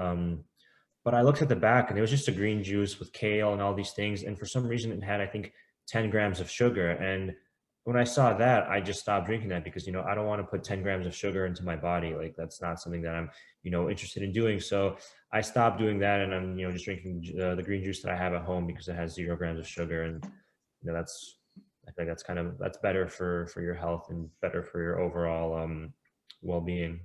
Of course. Another question was, have you been to Sochi? I have been to Sochi. Yeah, I've been to Sochi. I was in Sochi this year for an away game. We flew in from Nizhnekamsk. It was -40 in Nizhnekamsk. And we flew in at, I think, 3 a.m. to Sochi. And when we got to Sochi, it was like, 55, 60 degrees. It was great weather. Hotel was really nice. Radisson, right on the sea. They had pretty much everything you could ask for. And then me and my buddy who played on Sochi, we went for dinner at a really nice restaurant. They had really nice food, and I really enjoyed Sochi. It's a great little community, great little city. It's obviously on the sea, and it's one of the nicer cities in Russia, I definitely have to say. Yeah, Sochi seems like a good time, and obviously former host of the Olympics, so that was obviously would have been a blast. This one's interesting to me. What was the last book you read? The Sean Avery book. And what is the title of that book for those who are unfamiliar? It's called Icecapades. So basically it's Sean Avery's memoir, and he just talks about his life and just how he sees everything. And I feel like I have a lot of, similarities to Sean Avery in terms of our interests, and we see a lot of things, eye to eye. And I read his book and it really opened my eyes on a lot of things. And, I'm just happy that I was able to read that. Like, I never knew a lot of things about him growing up. I just knew my dad would tell me that I played with Sean Avery, that, people don't really like him, but I always thought he was a good guy. That's what my dad would tell me about him. And after reading his book, I started to realize, there aren't many people in hockey that are interesting, and Sean is probably one of the few, if there even is any interesting people in the sport. Yeah, Sean Avery has definitely, I think for me at least, like I knew who he was, I knew like of what he did, but and this might be, I don't know if it's cliche to say, but especially hearing him talk on Spit and Chicklets, I was like, this guy's like I like what he's talking about. Obviously, I think he does a really good job on Instagram. If you follow him, he breaks down the game very well and a lot better than you think he would for the role he played. Like he gives a lot of good insight. And then obviously on his Instagram, like him harassing people in the bike lanes is just pure comedy. It's just, he's a good player. People forget that, but he was actually a good player.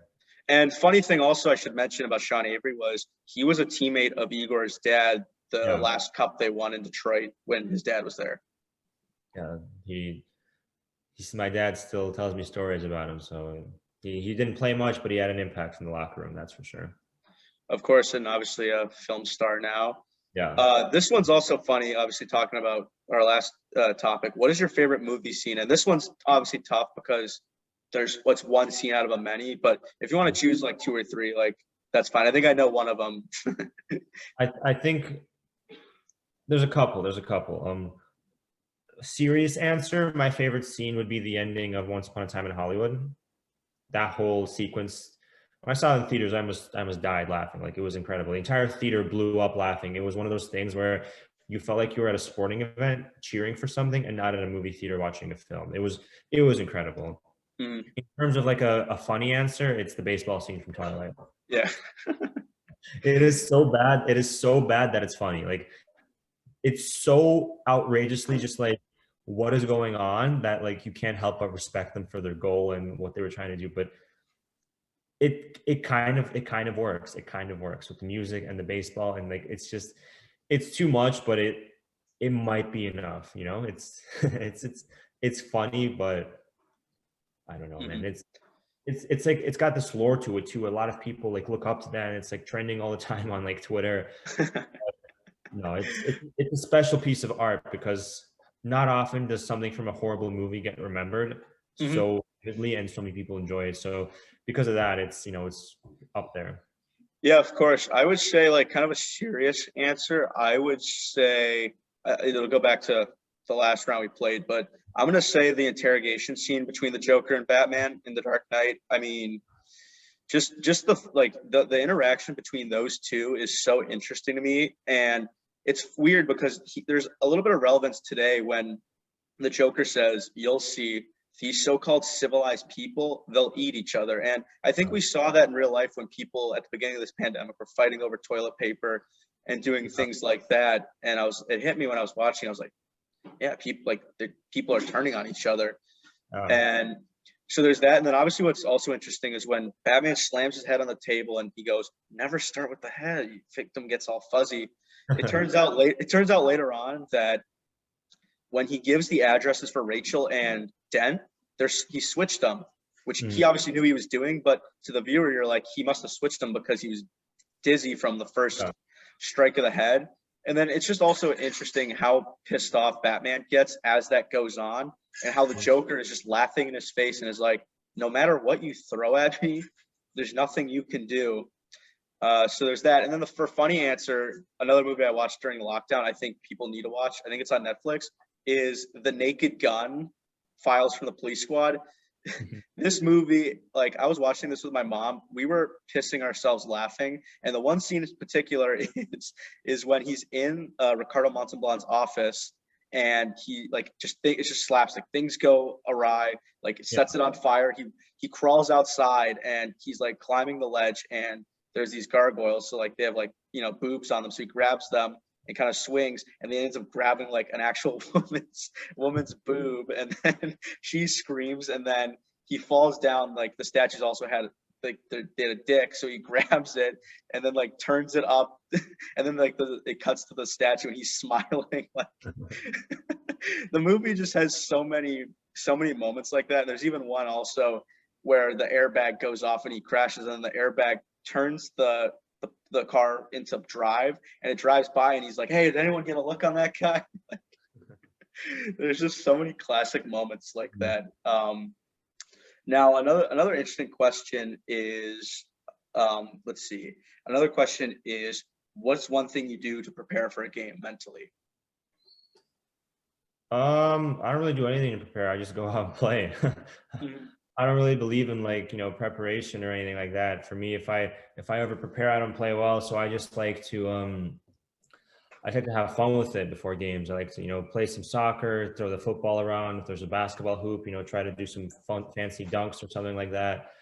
But I don't really do anything over the top preparation wise. Like, sure, I'll listen to some music, but I don't like to be over prepared, because then if I'm too serious, then I don't play well, because I take it too seriously. So when I'm having fun, I play a lot better, and I try to make fun out of the pregame and all of that. So that's probably my answer. I just go with the flow, and I just try to have fun before the game.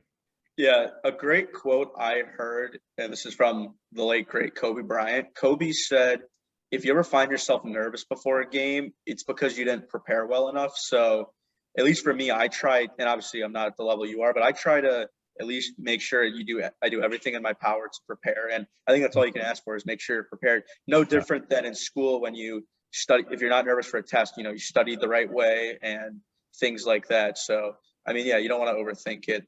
And then another question I think that is interesting, this is actually from our boy Eddie Agamov. In your opinion, is it better playing professionally overseas than North America? No, it's better in North America because first off, style of life is a bit different over there, so it's an adjustment, and you get paid more money here. Once it's a tough thing. If you play, let's say, in the American League compared to playing overseas, you'll make more money overseas. But if you make the NHL, you make more money over there, unless you're like a top guy in the the KHL or something. But for me, if I had to choose, I'd rather play in North America for sure. Mm-hmm. Of course. Now, here's one I think that's rather an interesting one.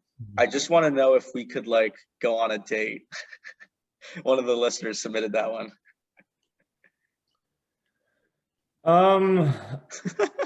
Yeah. Like, how do you answer this without like crushing someone or without giving someone too much hope, or like? I think you'd have to meet them in person or have to get to know them a little more. Yeah. In person, like I have like a certain type of people that I like, and the people who know me or the people that know my history know what that is, and yeah, like I'm always open to have more friends, but in terms of like a romantic experience, I sort of know what I'm looking for, and that's not to say there aren't good and bad people in every category of the world, but in terms of what I'm looking for, it's a certain particular type of person that fits a couple of what would you call it? They check the boxes. They check the boxes. Yeah, they check the boxes that I'm looking for, and that's basically the type of person that I'm interested in. Yeah, of course. So this one, if I'm going to ask, there's two more questions, then I have one final one. So this one's interesting. This person asked you to do a little mental math here. He asks, what's 102 minus 54? 102 minus 54. Yep. All right, so let me figure this out mathematically speaking. 102, if you take the 54 and make it into 56, because you take the 2 from the 100, you give it there to 56. So it's 102 minus, so it becomes 100 minus 56, right? Yeah, so it'd be 100 minus 56. 100 minus 56, you get 44, right? So okay. Negative 44. So actually, okay, so yeah, it was 102 minus 54. No, so here's how I looked at it. So I looked at it as 102 minus 54. So I looked at it as 48. Yeah, it's 48. Yeah. I was saying how you look at it as I would just do 102 minus 50. So take the 4 out.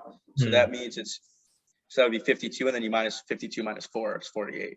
Yeah. I added the 2 to the wrong place at the start. No, you're good. So another interesting one, a teammate of mine asked, and I'm curious, I think you might get what he means by this. So he says, if a lizard and a monkey got into a fight, who would win? You talking about Godzilla or what? Yeah, no, okay, we're talking about Godzilla and Kong. Yeah, he just worded it that way. I'm always on Team Monkey. I've always loved monkeys. Monkeys are one of my favorite creatures on this earth. I'm not a big lizard guy. They kind of scare me a little bit because they're very crawly and but no, I'm a monkey guy. I like monkeys. Monkeys are my people. They're my I've always gone to the zoo. Whenever I go to the zoo, I enjoy to see the monkeys, or on like nature tours. I've always loved monkeys, and I'm not the biggest fan of lizards. They're very like scaly, and like that's just not for me.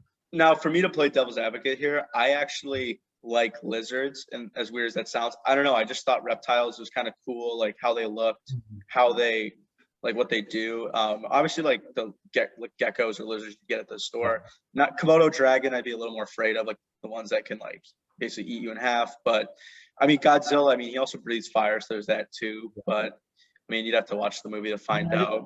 I just look at a monkey, and it's just so similar to like a little human. Like a capuchin. It's so similar. It's like a little dog or something. I just find them really like, nice and cute. And or macaca. Yeah. Macaca monkey. they're just, you look that up and it's just like a little human face, but also very like cuddly. And it's just, I don't know. I've always been a fan of monkeys. They're probably one of my favorite animals. Of course. So a question that, well, probably, so wrapping this up, my last question is, and you would ask, and actually I gave you this idea, not to get credit, but on your show, who would you like to see me interview next? Or at least at some point down the road? Let me think. And you can give out a few, it doesn't matter. Let me check who I follow on Instagram. Oh, I know who. Ethan Werrick. No, for sure. Yeah, you've for those at home, Ethan Werrick is a legend of pro hockey. Obviously, he's played in the American League. AHL superstar, this guy. Like the most superstar person you could think of, honestly. And he personifies the word superstar. Like if you were to see this guy, the way he dresses to games, like it's incredible. He wears like a purple Supreme fur coat with like Jordans and like a backwards hat, and he's straight out of the 70s in terms of that. He's like like Joe Namath reincarnated, even though Joe Namath is still alive, but like know what I mean. No, I do. Yeah.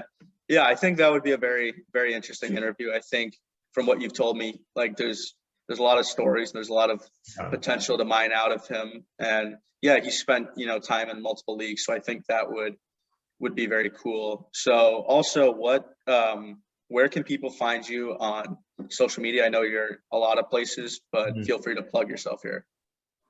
So my Twitter and just my Twitter is Igor_Larionov LL for the Roman numerals. And then my TikTok and Insta are Igor Larionov _LL. That is also for the Roman numerals, the LL. And on all of my profiles, you can hit my link tree, and that'll have all of my, accounts. It'll have where you can find my merch and also some, social issues that I support and that I stand up for. And you can find more information where you can donate and just where you can learn more stuff about these issues, because a lot of times people don't know enough, and that's why they hate, instead of, when you can read up and get some knowledge. I feel like people begin to hate less because they start to understand and sympathize with something more than when they have no knowledge, they just blindly hate. And I don't think that's the right way to live.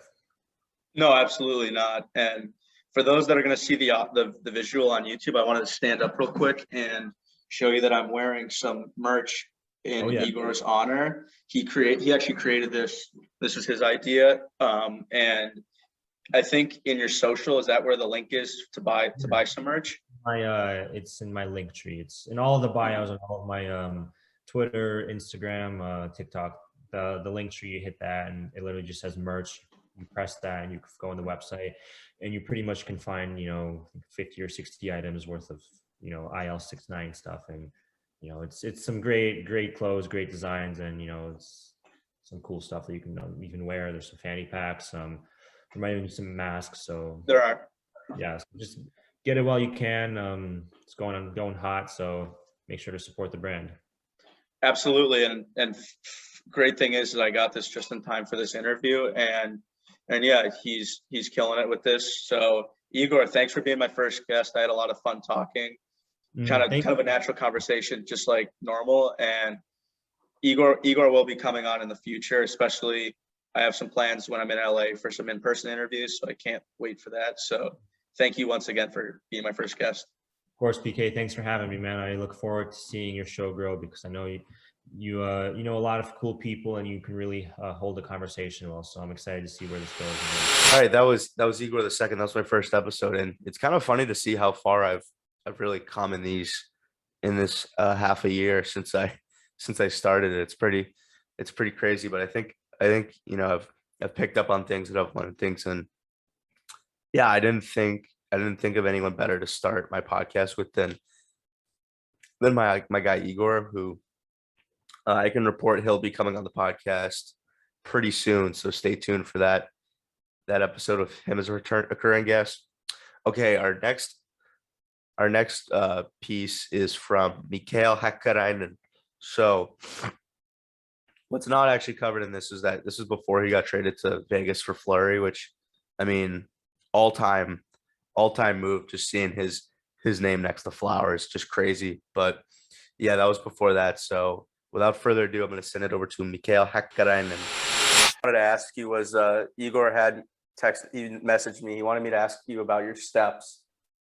My stuff. Yeah. You want to hear them? You sure? You Yeah. got time? Yeah, no, we got as much time as you need. All right. I got time now. I have to really think about this because it's a full day process. It's crazy. I mean, I don't do it anymore because it's just, I don't need to. I kind of just, I think when I played there, I kind of thought too much about like, how am I going to play? I worry too much. And now I just go and play. But, I started in morning skate. I usually get there, like, this is game day. I get there probably 8, have a coffee. This is a lot of coffee during the day. I had a coffee, do my stretching and stuff. Nothing like crazy in the morning skate. But then I went on the ice. I was first on the ice. And then we did the morning skate and stuff. And, every time we had a shootout at the end, every time I scored a couple in a row, it's crazy. I knew I'm going to have like a great game. I know I'm going to score like a couple goals and stuff. But every time I didn't score in the shootout, not a good game. It's crazy. And then after everyone got off, I was in the power play in the right flank. So I took wristers from there, always top right corner. Love and it. And then me and my our assistant coach, Nelly, we played a game that you have to, from the other side, like behind the goal line, you have to score 3 times to the other net. And the loser picks up that net and takes it to the other side. So we had, first was just a regular shot, however you want to do it. And then it was saucer. It has to go over the far blue. Oh, and then it was backhand. So that was, and then usually, I mean, Nelly was pretty good at it, so I lost most of the time. And then I just got off the ice and did, stretching and ice bath. And then we had this, I don't know if Larry, I know Igor Afanasyev, he did this with me. Me, Ian, and Dooley, that's our athletic trainer and equipment manager. We did like this, we have this song called Thief by UK, or how do you say Yeah, it? it's a good song. Yeah. Yeah, so I always took a Snapchat story of them dancing on it. It's crazy every home game. And then I went home, and then I just regular nap. Billets made some food. Drive to the rink. I always take the same way. Leave usually, like, our games are 7:15. I get there pretty early. I leave like 4:15, so I get there like at least 2 hours before the game, and always have the same playlist, AC/DC songs. Love it. Yeah, it's and it's full blast, man. It's gets me going. And then I knew at which point of the trip I have to change the song. So it's crazy. So now we're not even at the rink yet, and this is kind of sounds a lot, doesn't it? Yeah. And then so I get to the rink, have a coffee. No, sorry, I have a coffee at home after my nap, when I eat. Then I have another coffee at the rink right when I get there. And then this is crazy because I don't remember all of it. But then Ian is the athletic trainer. He always had my like I took some vitamins, Medialyte, and some gummies and like Tums and stuff I just used to take. He always had those. And then I started by putting Vapor up in my face, like right here, to wake me up. And then I used to have the funniest part was we used to have like smelling salts, me and Ian. We used to do those like after like 2 hours before the game, just sniffing them. I don't know, for some reason we just started doing that. And then he did stretching with me, and then he did like Theragun. And then I don't know if there was something else, but that was basically it. And then just some stick handling, and then my own warm up, and then team warm up, and then another coffee before going on the ice for warm ups. And then in warm ups, it started. We're doing passing in one of the circles, and then there's always this one fan that looks at me, and I always started tossing a puck to him every time, like every game. And then there's this one song the music guy plays, and I just wave at him every time he puts it on, and that was basically it. But it's a lot. But I think I don't know, the people just, if I come back to this Muskegon, why I liked it so much, it's just the people were so great to me. You know I had all these rituals, but I mean, all the people made it so great for me. Like Ian was the trainer. He was one of my best friends there, and he was the trainer. And then all the other people working around the rink was just, I mean, I could talk to them for hours and hours because they were so nice. Yeah, I think that's one of the things that mainly you'll remember you obviously remember after your time there is the people. I mean, the place obviously too, but especially the people. And who knew getting cracked out before the game with all that coffee would help. Yeah. I don't think it helps, but for me, what's crazy is that you said you needed to wake up by putting like the vapor rub on your face when you've had like 17 coffees that day. It's crazy, man. Just if I nap for too long, I usually nap for like an hour and a half. But sometimes that's too long, and my eyes are just tired. Mm-hmm. And then putting that on, it helped. And then I had other teammates who did it. Also, the funniest part was we had a guy, Condi, Jakob Kondalik, who played with me like the first 2 years, and he sent me like this year like Snapchat of him putting the stuff in his face. And then the guys just like how the steps go and stuff like that. So it's a funny memory. Hey, thanks to Hacks for coming on. I mean, it was the less than ideal part was that he was in the car, but regardless of that, he provided a lot of good intel, especially on what you just listened, where he was providing the steps or his game day routine, which is just bonkers, especially how much coffee he drinks. I mean, I'm surprised he's just not shaking from all the caffeine, but you do you, and hopefully he's having a good year. Next we're gonna cut to one of my favorite clip of mine from my episode with Quinn Emerson. We're gonna cut to Quinn talking about our boy Huey Cartman and his first fight in the BCHL. So here we go with Quinn. One good story is my buddy Houston Cartman.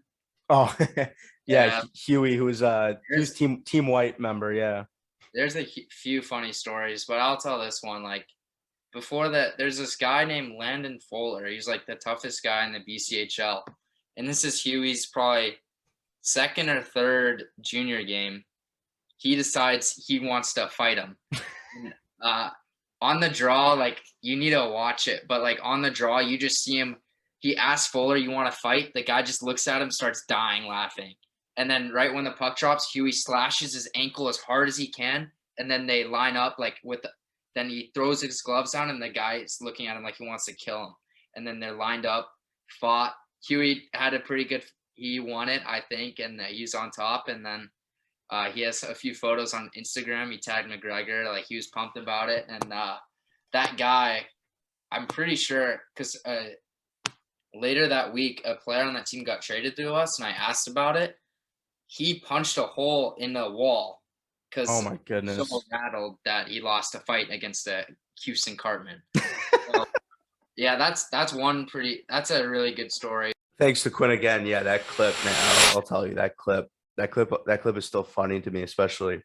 I mean, I do respect the balls Huey has to go out and fight one of the toughest guys in his second junior game. That's, I respect the hell out of that. That is great. That's awesome. Next I'm gonna throw it to Quinn's boy, Jack Blake.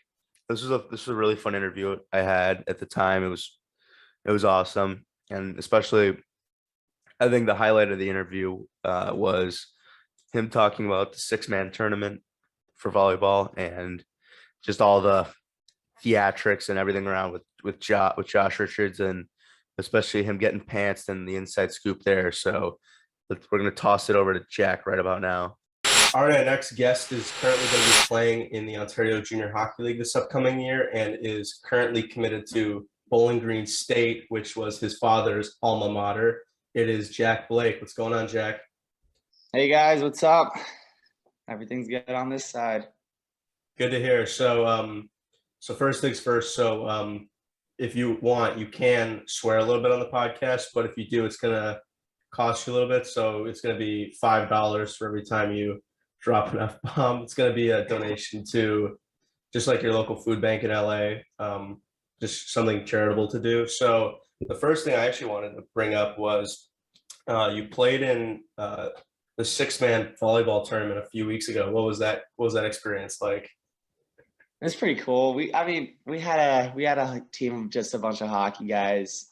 Everybody kind of saw the TikToks of, because we had Josh Richards as well. So there's a lot of stuff going on, but the 6-man's a pretty big thing here in Manhattan. So it's a lot of pro volleyball players, and like there's some ex-Olympic athletes, some guys that usually play that weren't there from because of the Olympics were going on. But it was a ton of fun. Like a lot of people come down. I'd say there's like about 1,000 people just kind of roaming the beach. And since we had Josh, like everybody came to watch our games. It was a ton of fun. It was a blast. It was like, it started at like 8 and went all day till about like 3. We played 4 games, and it was so much fun. It was a great day too. I was looking at the videos and I could not believe, I was mesmerized with how many people were on the beach there in Manhattan. It was insane. And obviously when you have someone of Josh's magnitude and following, it's just gonna amplify that. Now, what was your take on when he got pantsed, and like did you have like an in person, like a live reaction when you see the kid like just yank his shorts down? Yeah, so I saw not many people know this, but like I'll let you know, I haven't told anybody actually this. So like maybe 3 hours before, some kid comes up to me, he's like, should I pants Josh? I had no clue who the kid was. Like no clue. I didn't even tell Josh actually, but I had no clue who this kid was. And I was just like, I looked at him, I was like, probably not, but I just didn't even think about it. And I want to say like 2 or 3 hours go by. Josh is about to serve the ball. I'm standing right next to him, and this kid just runs up and grabs his pants and pulls straight down. And I started laughing because it was funny, but the kid took off running, and Josh just took off after him, and he took off pretty quick, and he caught up to him. But like it took so long to get to him because the kid already had a head start. So we're all just like standing there like, what's going on? And then we all chased after him, and then Josh said he went to, like he grabbed the kid, but the kid was like in tears and stuff, and like just kind of curled up in a ball, so he just couldn't do anything. So we just let him go. But it was hilarious. And like another part was these kids came up to us and they said that either they're going to pants us or kids from, because in Manhattan there's the pier, so we were playing right next to the pier. I guess people were going to try to throw water balloons from the pier at us while we were playing the volleyball game.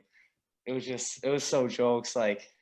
Oh my God. So much going on that day, but it was so crazy that a kid actually pantsed him, and then the video. So that was like the best part, was there's a full video about it, and like Barstool posted it. It was hilarious. Yeah, and I think the funniest thing too was well, first I should say what's funny is about Josh was I was listening to, I think it was like, and I shared this with Jack. I was listening to an episode of BFFs, and Josh just so casually shouts out Jack and our friend Brennan Brisson. And when he shouted him out, I couldn't believe it. I was like, no way. I'm like, he actually shouted out. It was crazy. And then obviously they do a segment where they, for those that don't listen to it, where they like react to like videos. And one of the videos was obviously Josh getting pantsed. So they were getting the backstory and, everything like that. And I think I even saw a tweet from his guy Gruen, who is basically, I think you might agree with this, he's to Josh as Finker is to a lot of guys. Yeah. He's like, So and Gruen's like, he's like, the only thing Josh, like, he showed great restraint, not like, like beating him up or something, where it's like, I mean, I think Josh kind of handled it the right way, because pantsing someone's not cool, but you can't just assault someone at the same time. So I think Josh handled it with class. Oh yeah, definitely. He easily could have beat the kid up, but he handled it pretty well. Thanks again to Jack Blake. Great guy, playing in Oakville right now. He's doing well. So shout out Jack. But yeah, that the fact that some kid actually comes up to him and says, "Hey, do you think I should pants Josh?" And then he's like, "What? No, like, get out of here." But then this kid actually comes back later and does it. honestly is insane. To me, that's just crazy. And yeah, like so you just couldn't script it. You just couldn't script it. All right, next we're gonna send it over to my guy Marcus Gretz, and we're gonna be sending it over to him talking about mental health and basically what you can do if you are struggling. If you are struggling, first off, you're not alone, and you are also not mentally weak. If that is the case, it's just a weakness. It's just something that you need to work on and improve. It's nothing, nothing bad at all. So Gretz is going to break down what to do if you are struggling and what you can do to help yourself out.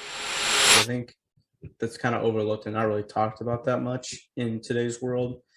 What is your advice to anyone out there that's struggling right now or not really going through the best time to kind of help them start to get out of it?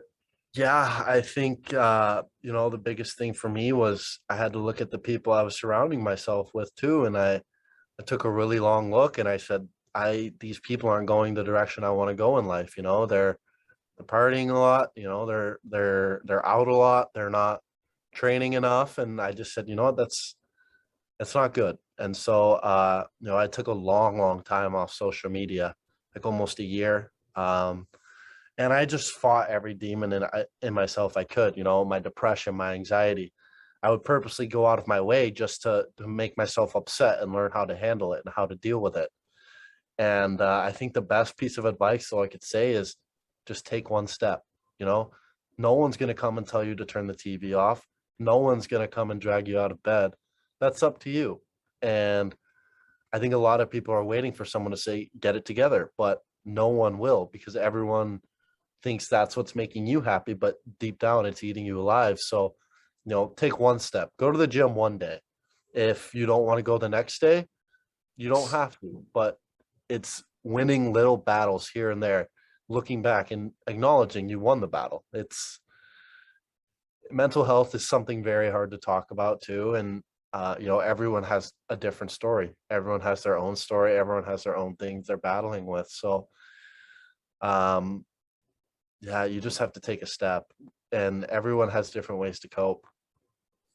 Yeah, I think first, thank you for sharing that. And yeah, I think that you have to kind of look inward and reflect. A movie quote that kind of goes back to that is we never lose our demons. We only learn to live above them. Yep. So to me, when I first heard that quote, it's true. I mean, like, their demons still are there, even for people that struggle with like addiction. Your demons are still there. You've learned to. Okay, big thanks to Marcus Gretz for stopping by. It was good to chat with him, and I think it was good for a lot of people to hear what he had to say about mental health. As knowing him, he's been very open about about the things that have happened in his life, and he's not afraid to shed light on those heavier subjects. And I just wanted to say that if anyone is going through anything and you need someone to talk to, obviously therapy is one of the best ways to do it. I'm not someone who shames therapy. I think if you need it, I think it's great. I think it's great to have someone to talk to. I also think if you're able to find someone in your life, whether it's a family member, a friend, whoever it is, or a partner, like a spouse, whatever it is, and not everyone's lucky enough to have someone like that, but if you're able to find someone like that and you can lean on them in those tough times, I think it's even more special. So I give Gretz huge kudos for sharing that. Next I'm going to send it over to my good friend Ryan Lauderdale, aka Ripon Fitness, great trainer. But before I do, I wanted to share a little something. A company reached out to me. You see right here, I got a little tin. It's from the company Canadips.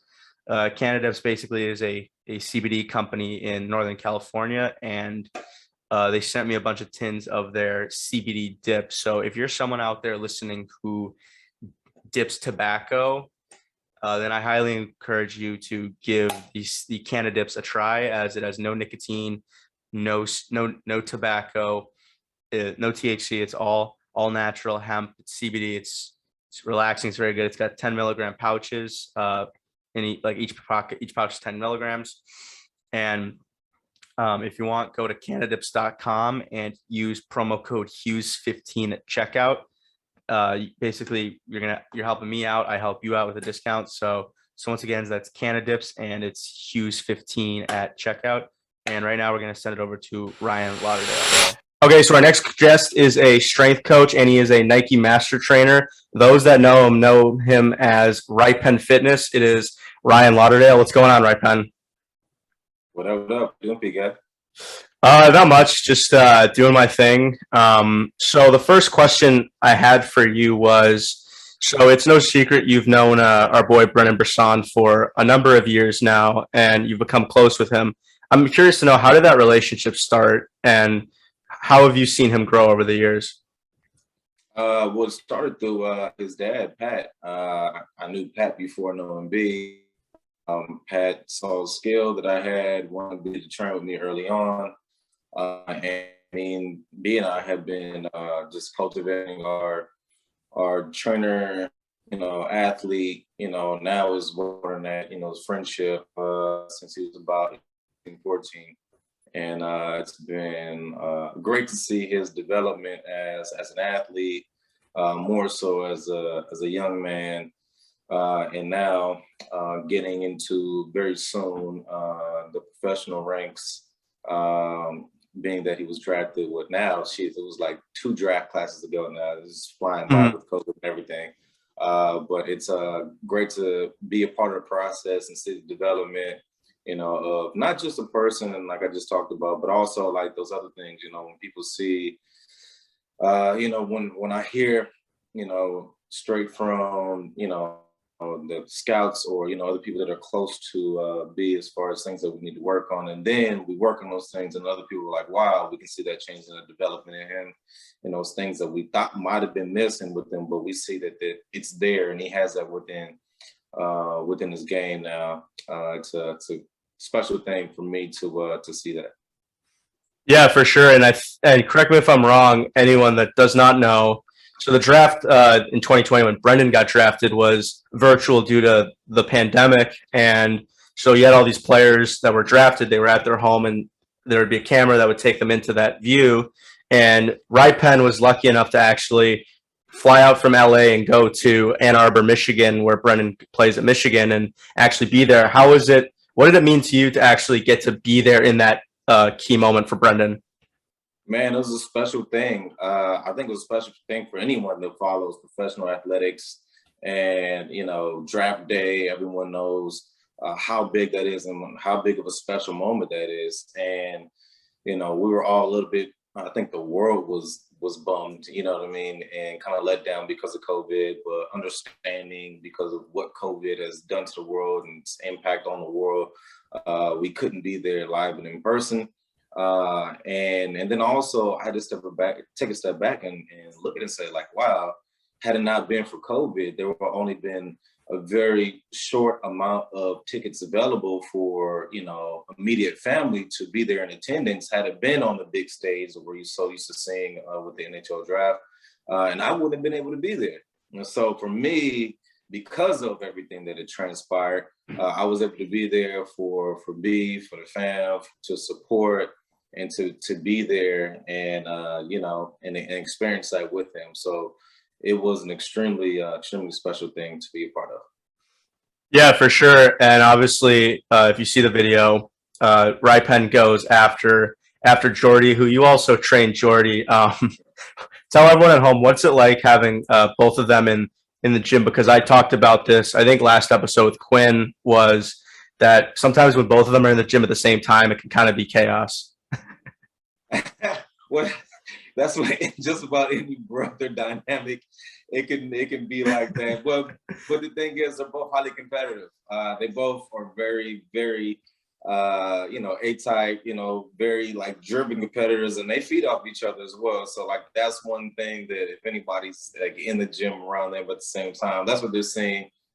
They're seeing them both feed off each other, and really right now it's Jordy feeding off it way more than B. And I'm saying that B doesn't feed off of like Jordy doing well and putting the numbers in the gym and having success. But Jordy, he wants to go and improve himself and to show that, hey, he's not the little brother.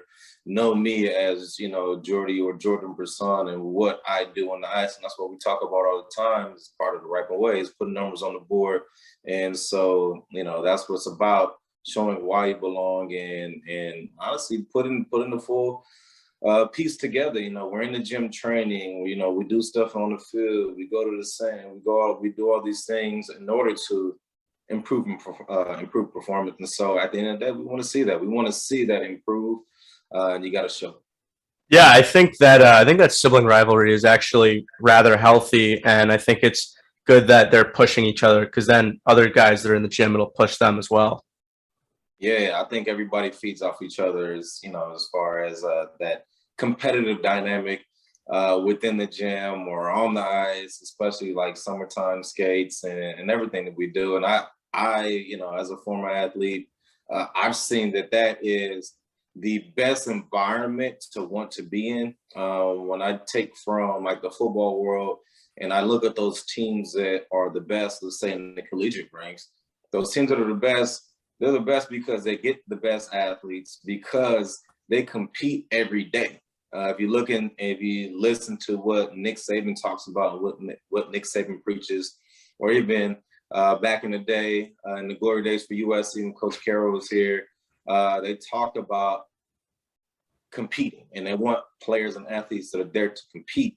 And so that's why I think that Alabama's been so successful, and they've had up to like 5 first round, running back draft picks in the same locker room, and it's just very rare to get that, to have a first or third rounders all on the same team, all fighting for the same spot, for the same playing time, but they're there because they want to be with the best and amongst the best. And so I think that's the special thing. And I've seen that within training environments and training gyms all around the facility, performance facilities all around the nation, where guys want to be where other guys are going to be there, where they're going to push them. It doesn't have to be the same sport. It can be multi-sports. Football players don't mind training around with hockey guys or training with whomever, especially if they know they're the best. They're like, all right, let's go. This person's going to push me to be my best today, what's going to help me to be the best when it matters. Yeah, I think that's really well said. And even going back to Alabama football, I think another thing that helps is obviously they're recruiting these great athletes. And since Saban's been there and has built up that program, it's made his job a lot easier, because part of the pitch is you want to come here, you're going to win. Or if you want to be here, you got to want to win at all costs. And I mean, we've seen how successful they've been. And even like you said, I think it was last year's draft, they had 6 total players drafted in the first round, and it was pure dominance. And that's why you saw them win the national championship, kind of running away with it against Ohio State as they did, because of guys like Mac Jones and Devontae Smith, who are just tremendous athletes. I think if you talk to Coach Saban, he wouldn't say it's easy or easy. No. Coach Saban would say it makes it even harder because you got to show up every year. It's very hard to be at the top for that long. It's easier to take down the person on the top when the target's not on your back, right? Mm-hmm. If the target's on your back for a decade plus, like Alabama, like Saban, it's easy to get comfortable and fall off. And so Saban and staff, they have to do things every year to not just revamp, because they lose coaches, just like they did with Sark. He left and he's at Texas. They lost many great coaches throughout the year that are at other universities, such as, Ole Miss and many other great schools around the nation. And so they got to replace them. Yep. So it makes it, I think the Saban would say it makes it even harder for him each year. And then also trying to convince parents and athletes that that's the place where they need to be. They're going to get them ready for the league, and they're going to have that opportunity to show up and show why they should be that, first through third round draft pick, or just an NFL draft pick, period. Yeah, I think that's a good answer. And I think this is another comparison that can be made. And I think it's pretty well known why I'm going to make the comparison, because these two know each other very well and coach very well. But Saban's run at Alabama is very Belichickian with the Patriots.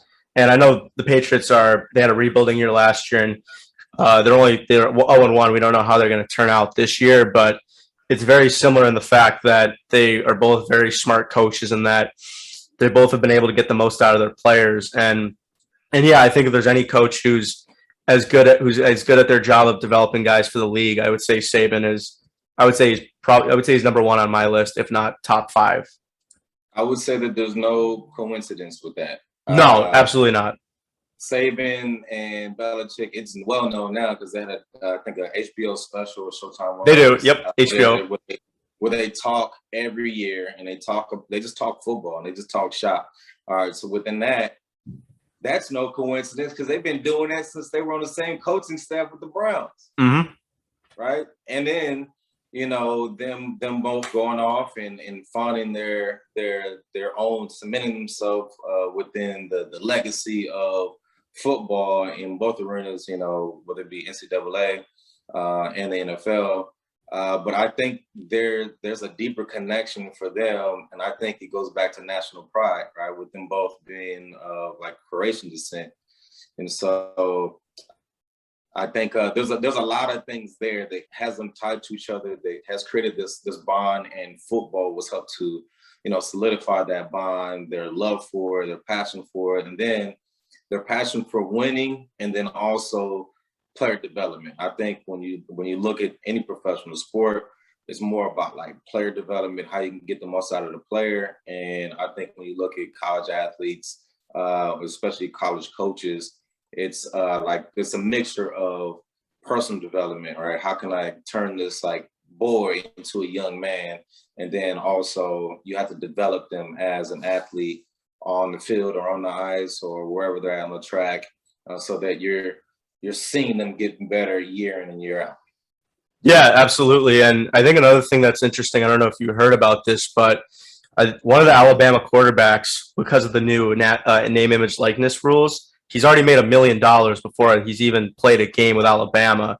So that's also another thing that's changing the game for the recruiting, that some schools are going to offer you more money with name, image, likeness. Other schools like Texas are taking a harder stance where they aren't necessarily allowing their players to get that money, because obviously it's no secret, not every college athlete is going to go play pro sport. So if they can make as much money as they can while they're in college, it doesn't hurt. Yeah, I mean, I think it's a great thing. I'm a little bit more, like, I guess, partial to that, what you just said, because first of all, you talked about Bryce, and he's a California kid. And so like any Cali kid I want to see do great. It's not that I have anything in other states, but anyone that's come from the West Coast, I want them to ball out. That's also my younger cousin's godbrother. She's out there right now at the University of Alabama getting her master's. And so like I want them to do well. So it's like, all right, yeah, make your money, man. Do your thing. And I think that's one thing where a lot of people were, I think, fooling themselves when they said that, hey, collegiate athletes can make money. I think a lot of people were like, oh, we're all making money. No, you are not all making money like that. It was never meant to be a fair playing field. And I think maybe in the future, that might be one of those things that athletes start fighting for down the line. But right now, it's going to run this course. And by the way, you're going to see more and more athletes make a lot of money. And from, the large universities like Alabama, or even other maybe universities you might not know of at the HBCU level, I think was Master P's son, I think, signed a deal, was rivaling that of the one at Alabama. And I think it was maybe close to $1 million or something like that. And so, you see a lot more, barstool athletes and everything else. And I think there's a lot of people who are still trying to figure out the lay of the land and what it means to be, let's say, a barstool athlete or sign with someone. I think at the end of the day, the way I see it is just more of athletes are being ushered into like the business world, the world of like social marketing and business as a whole. Like the more they can do right now to understand their image and their likeness, and at the end of the day, how they're going to profit off of it is if they're winning. And that's the real world, and that's business. Like, all right, how do you get more playing time? All right, be the best. Yeah. Don't be available. You know what I mean? It's just like it's some basic things. But obviously it gets a little more advanced and complicated. But I think it's a great thing. It's something that guys have been fighting for a long time. Guys have been thinking about, but never thought was possible. When I say guys, I mean guys and girls, men and women, been fighting for, never thought it was possible. And so I think it's a great thing. I don't think people should complain about it. People should just get on the field, ball out, put up your numbers, put numbers on the board, and the money will be there. Yeah, I think that's that's perfect. And I guess the follow-up question similar to that, in a local case, do you think Reggie Bush should be given his Heisman back? Yeah, they should have never taken his Heisman. What? It was crazy. I think it was ridiculous. For anyone that was not around or not alive in that time, Reggie Bush, in my opinion, was hands down the best college football player that year. He was that amazing. He was that electrifying. He did things that no one else was doing. He did things that people did not do before. And I also think that Reggie was just a little bit before his time when he came to the NFL. I think that Reggie's game translates into the way the game is played now. And that skill set that he had then could be way, way better utilized now in the game that we have today. Back then, they were just complaining that Reggie wasn't a 3-down back, he doesn't want to take the ball, in powers, and he just wants sweeps and catching the ball in the flat. And it's like, no, like that was part of his game. But I think also they just didn't know how to, at the time, best utilize his skill set and his game. But they should never touch his Heisman. I think he's getting it back, and so I'm glad he's getting it back. Nice guy, one of the best college football athletes of all time. And yeah. You got any more questions on Reggie Bush? I just think he's one of the best college athletes of all time. And I'm still kind of salty that Vince Young beat USC in that national championship. And I think anybody's a SoCal football fan, especially if you're a SC football fan or a follower, I think you're still salty at that. Yeah, and the thing also with Reggie Bush, correct me if I'm wrong, I think he got, what was it, 300,000 under the table around his time of playing, and especially with how the rules are now, I don't see why they can't just give it back to him. I mean, what does it matter? It's not to get, this is a greater issue we're not going to dive into, but it's similar with all the people that are still in jail for marijuana related crimes, when in a lot of states, especially California, marijuana is legal. It just doesn't make any sense. So yeah, I think Reggie should have his Heisman back. Yeah, no, there are some similarities. The difference is obviously we're talking about football, and the other stuff we're talking about lower level crimes or how the government classifies that. But there's still similarities, I think, in the classification for the stuff we're talking about, marijuana possession, especially small marijuana possession. That there's just a longer process in order to go through it and retroactively correct past wrongs. With the Bush situation, it's more about an admission of fault and guilt. And all right, this happened. Things have changed. We should have never taken your Heisman in the first place because you won that outright. And it really had no reflection on what you did for college football at the time. We've already penalized the university. We penalized you. Give him the trophy back. That's it, and that's all. All right, let's move forward. Let's have a party and a celebration for it, and let's move forward, because that's no longer a place in which we operate anymore, because we see things differently now. Yeah, absolutely. The world is constantly changing, and I do agree with what you said. And even transitioning still with football, you're a former football player yourself. I'm curious, who would you say your player comparison was when you played? Well, I'll tell you who I wanted to be like back in the day. Let's hear it. Peter Ward. Okay. Peter Ward. Peter Ward. Man, I wore number 9. He wore number 9. He wasn't the tallest wide out. We were about the same height, but he was just so explosive, and the way he ran his routes, he just attacked everything, and he would just win the day. He would just win that battle and go out to battle every time. There were other SoCal wideouts that I took a lot from. TJ Houshmandzadeh, Steve Smith, Chad Johnson or Chad Ochocinco. Ochocinco, yep. So he's a Florida boy. But I just love the way he like played the game. He played the game with so much passion. And then my all-time favorite is Jerry Rice, and just the way that Jerry Rice approached the game and how he approached training for it and his commitment to his craft. I think for me was like one of those things that I noticed like early on, and it really inspired me to want to be a wideout and then to push the envelope and to do more. Yeah, those are all really good players. I mean, like when you talk about best wide receivers of all time, Jerry Rice is on that list. And Ochocinco, I wanted to say the thing for me about him that's funny is not only I love his personality first, but second, I think he still could have been playing in the league. I think if he took care of his habits a little bit, like obviously you hear the stories how he'd be like, oh, I ate like 3 Big Macs, or he didn't really eat the best food, but he was incredible. And what was surprising to me was he actually played, I think it was in one of the Super Bowls against the Giants with New England. And I saw that come up somewhere and I was like, he played for the Patriots? I had no idea. I think, well, speaking on Chad's like eating habits, I think he was just such a genetic freak that whereas it would have affected most of us, would have slowed most of us down with his, his proclaimed eating habits of going to fast food chains and grubbing out. I don't know how often he was doing that, if he was doing it every day, but I think it would affect the majority of us. And I couldn't exactly what, but there are just some genetic freaks to where it affects them a little bit less than the rest of the population. I also think that, yeah, for sure he could have kept playing. I think that he still had it, but the league, you're talking about any league, things just changed. Things changed. The league moves forward. Organizations change.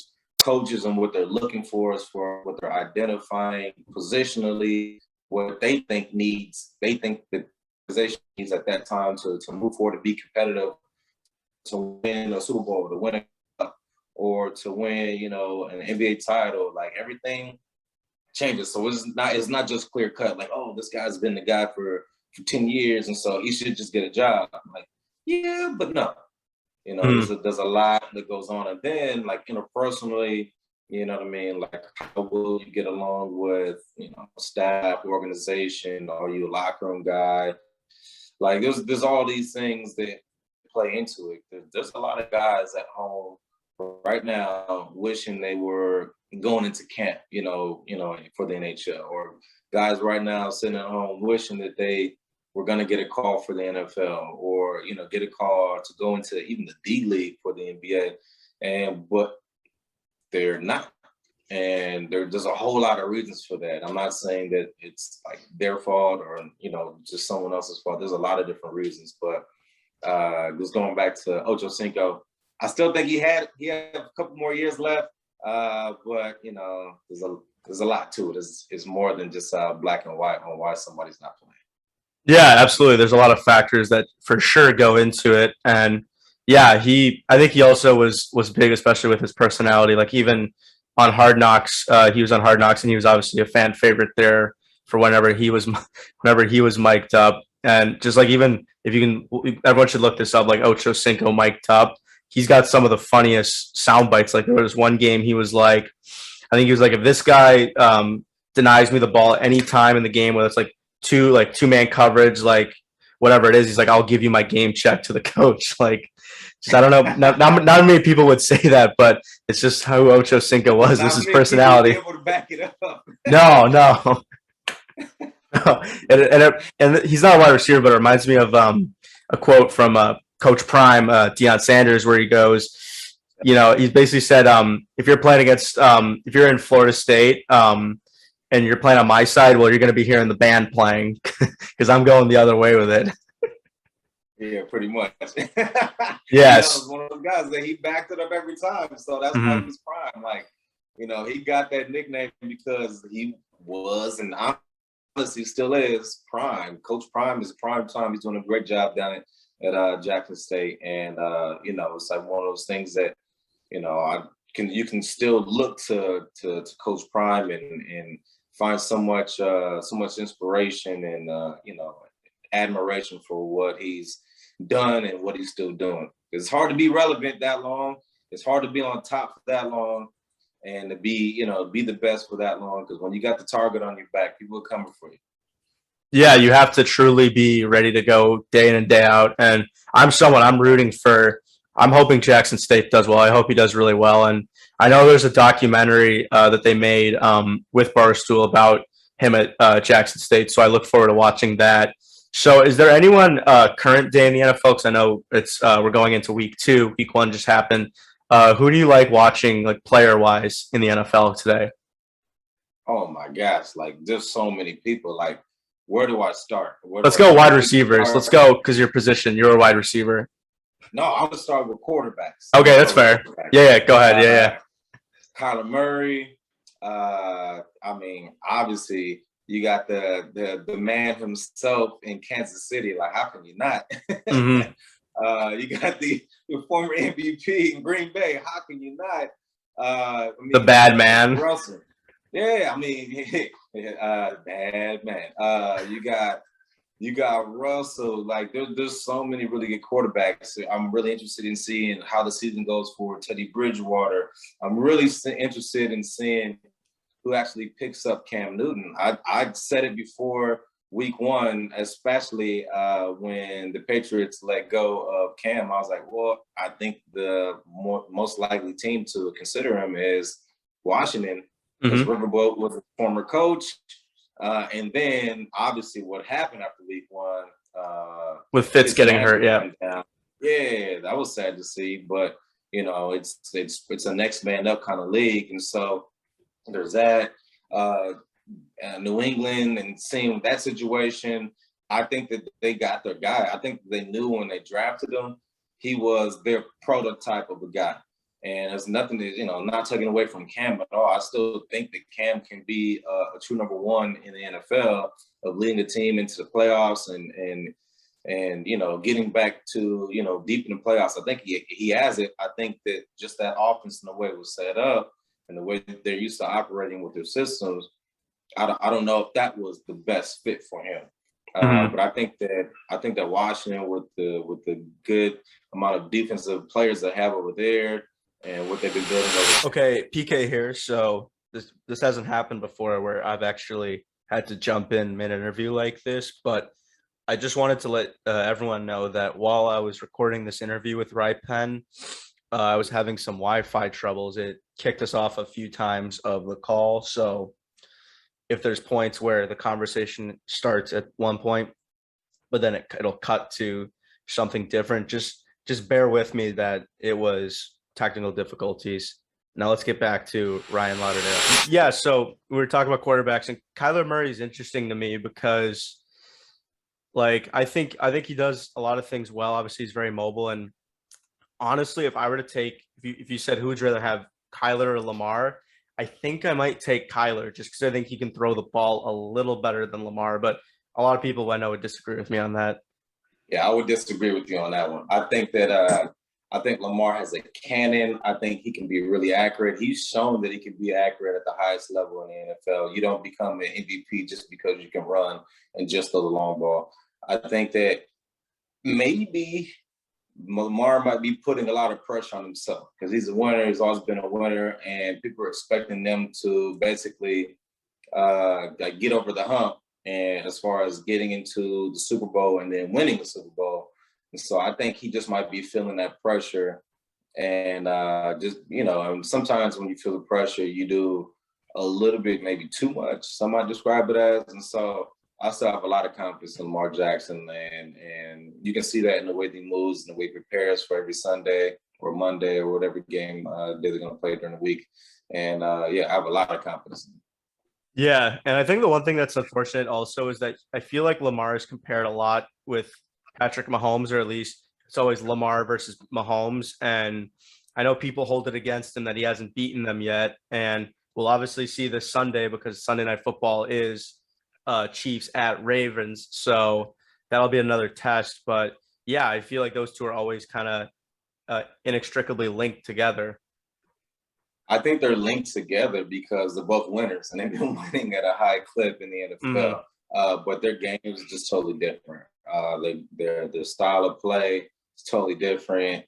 I mean, I don't think anybody can compare to Patrick Mahomes' throwing angle. Like, it's just like unseen. It's I would say it's one of those things that you can't really train for. But if you look at what he and Bob Stroop do, they're preparing for everything down there at APEC or wherever. I think Bob Stroop just moved to Kansas City to be there closer to Patrick and the team. And so I think it's kind of like one of those things that when I was younger, at least, remember coaches there, you know, when you would shoot the craziest shots, you're like, what are you doing? Like, you're never going to shoot that in the game. And it's like now you're like, you watch Steph Curry, you watch all these other guys, and I mean, they're throwing up the most ridiculous shots you've ever seen. They're all going in.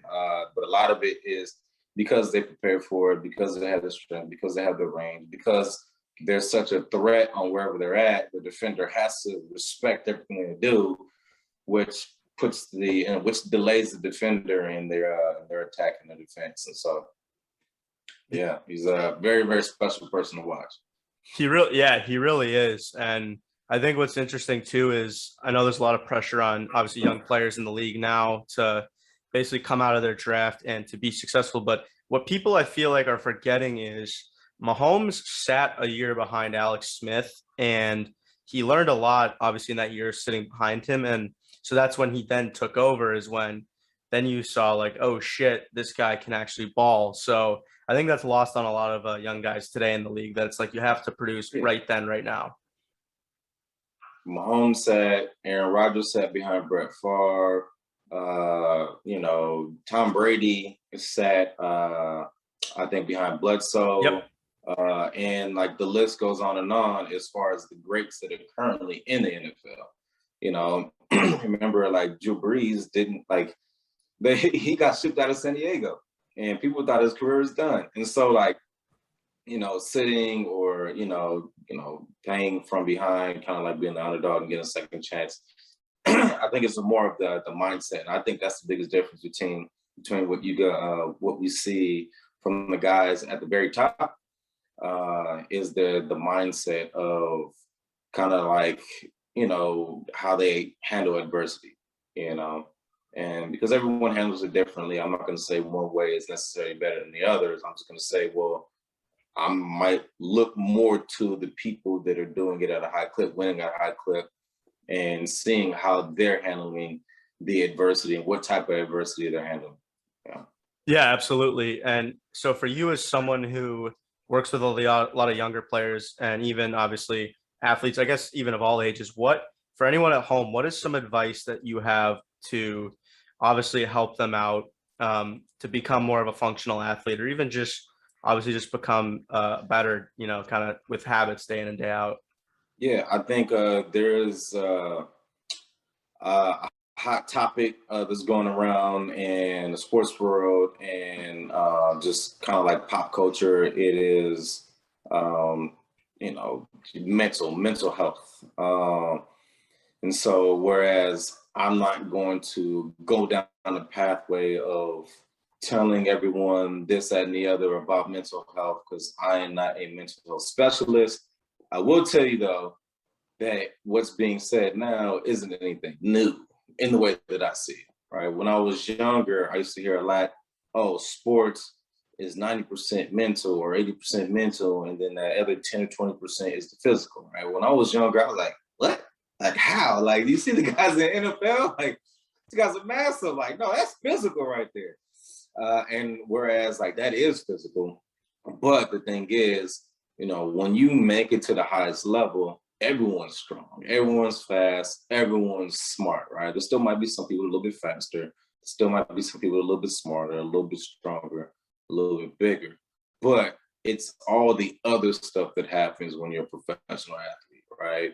Like what's happening at home with your family, you know, contracts, relationships with your agents, all the other stuff right now, like trolls on social media and everything else. All these things can affect you, can affect your perception of yourself, your perception of your gameplay, or honestly, even like it can affect right your nervous system, right? Because if I'm so far in my head and I'm so ramped up and my adrenaline is going because I keep thinking about this one person that's making me mad and I don't even know this person because there's a troll on the internet and I'm pissed off all the time. That can affect the way I sleep, can affect my recovery, which affects my gameplay. And if it affects my gameplay, then it affects my paycheck. I might not be getting bonuses. I might not make certain plays. And then now I'm in a hole.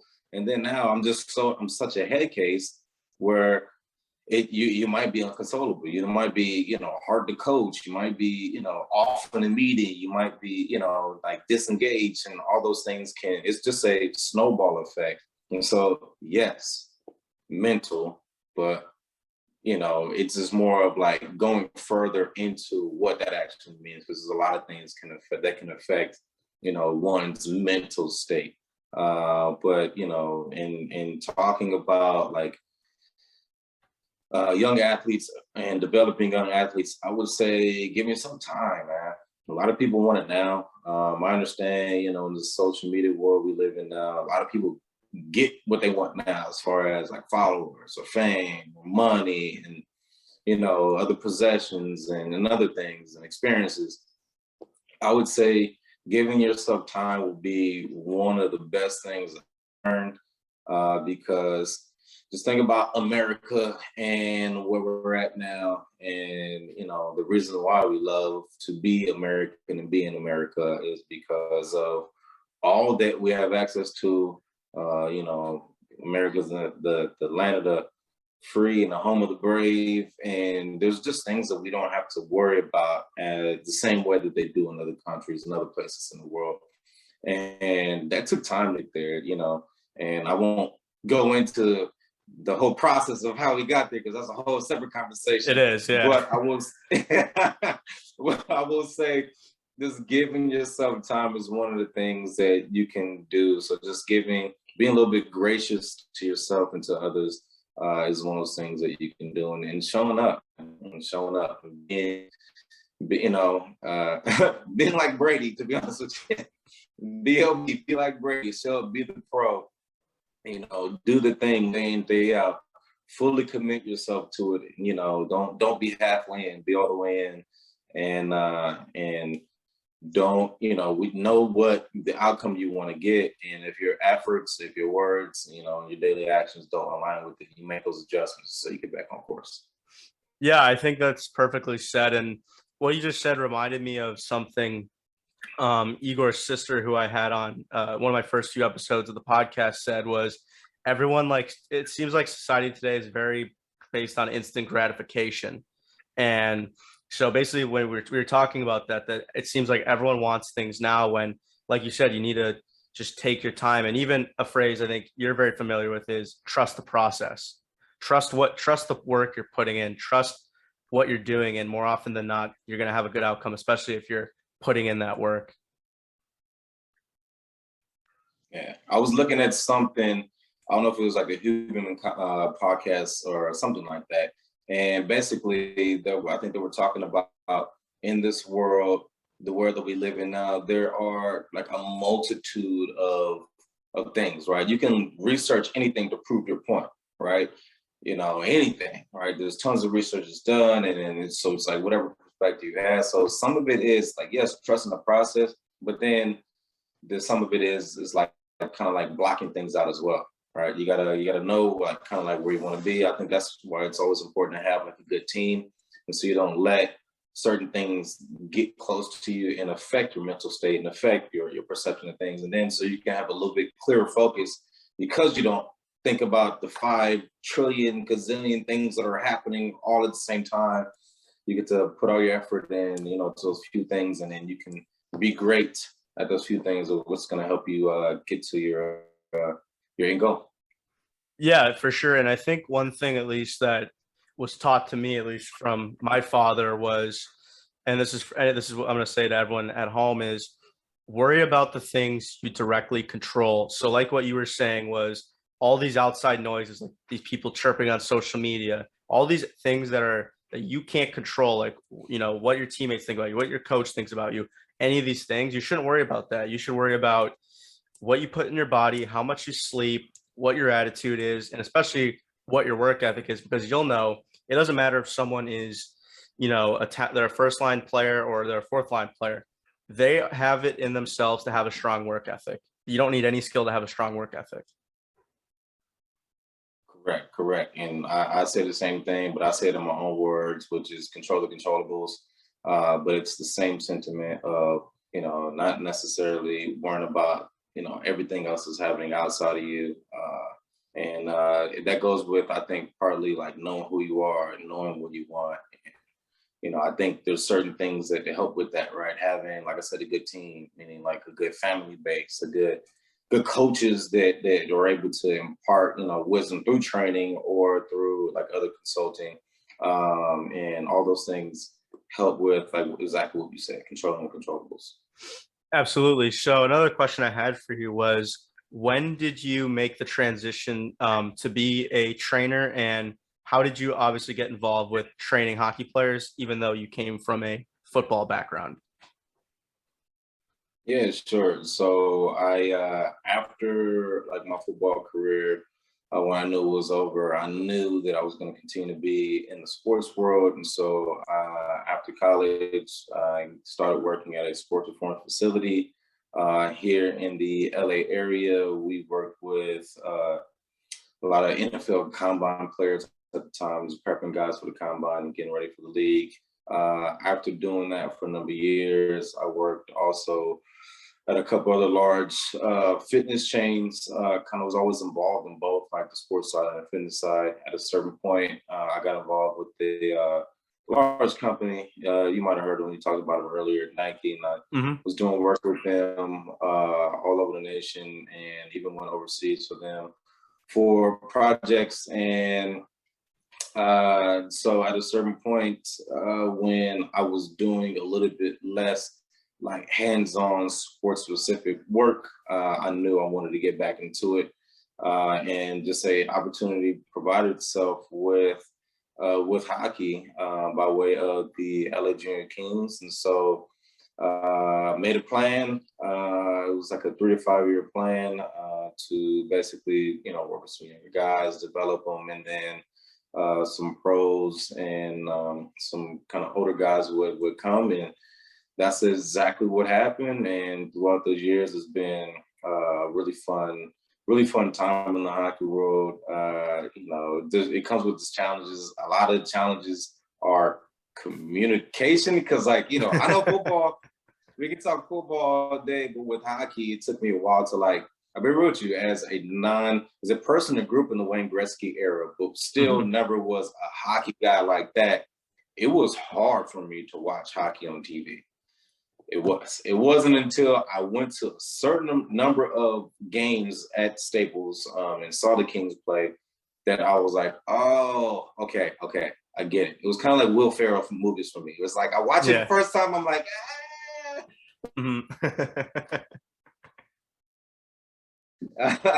and so, but once I was in it. Once I got it, I really started to get it. And so I just know, as far as like my role and my,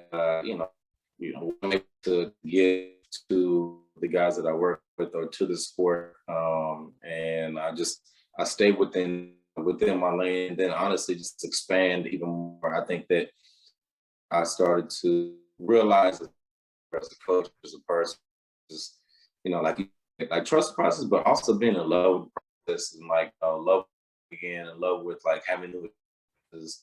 I definitely feel very grateful to be in this hockey world, to be acceptable, that accept me, giving opportunities and showing my work, and having my guys do great things, getting drafted, and guys in the league doing well and showing out, and it's a special thing to be an outside, to be accepted into a different world, and people appreciate it. Okay, huge thanks to my guy Rypen Fitness for hopping on the podcast a number of months ago. Also, if you have not had a chance to do so, he also just released a bunch of merchandise in his store. You can go on his Instagram at Rypen Fitness, and check out all the merch that he has to offer. That concludes the best of episode. Kind of like I alluded to earlier, Spotify now you can add like star ratings. So if you could give me a 5-star rating on Spotify, Apple Music, wherever you listen to, honestly, that would be awesome. Thanks once again for everyone sharing the Spotify Wraps with me and all the other platforms where I was one of the top podcasts to listen to. That honestly means a lot to me, and I look forward to helping make 2022 an even better year. I know the podcast is going to be even better in 2022. So hopefully everyone has a safe, happy new year. Hopefully if you make a New Year's resolution, hopefully you can stick to it. And that reminds me, I don't know if anyone has seen this, but that Bill Belichick post game after they lost to the Bills, when the reporter goes, I'm doing a story. She's like, I'm doing a story based on I'm getting everyone's New Year's resolutions. Would you mind sharing yours?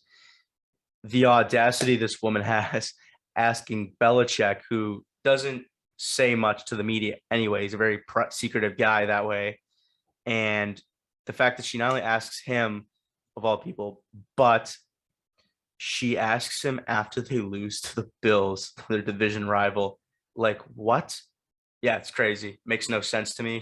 But if you want to have a good chuckle, you should watch it. It was really funny. But yeah, I think for me it'll be more impressive when people can act on those resolutions, but when they make it a habit, when they go 3 weeks and they do it and it becomes a positive part of their life. So that's personally what I think. Hopefully you can stick to your New Year's resolutions. Also, if you're going to be going out for New Year's, please be safe. If you drink too much, please have a ride. Please have a DD. Please order an Uber. I just think there are way too many options to get home safely these days. And I feel like people don't use them enough. I think we need to be more pragmatic about the situation and make sure we can reduce as many casualties on a night like New Year's Eve as we can. Obviously, I'm not discouraging you to have fun. I think you should have fun, but please be safe. Also, everyone wondering, what about the swear jar? What's going to be happening to that? I know I'm only at $5. Don't worry. The next few episodes, I'll make sure I drop a few bucks in there. Obviously, I want to get it to a more donating amount, like $20, $30, something like that. So just look out for that. I'll make sure I do that. But yeah, thanks for the support. Thanks for listening, and I will see everyone in 2022. Happy New Year, everyone.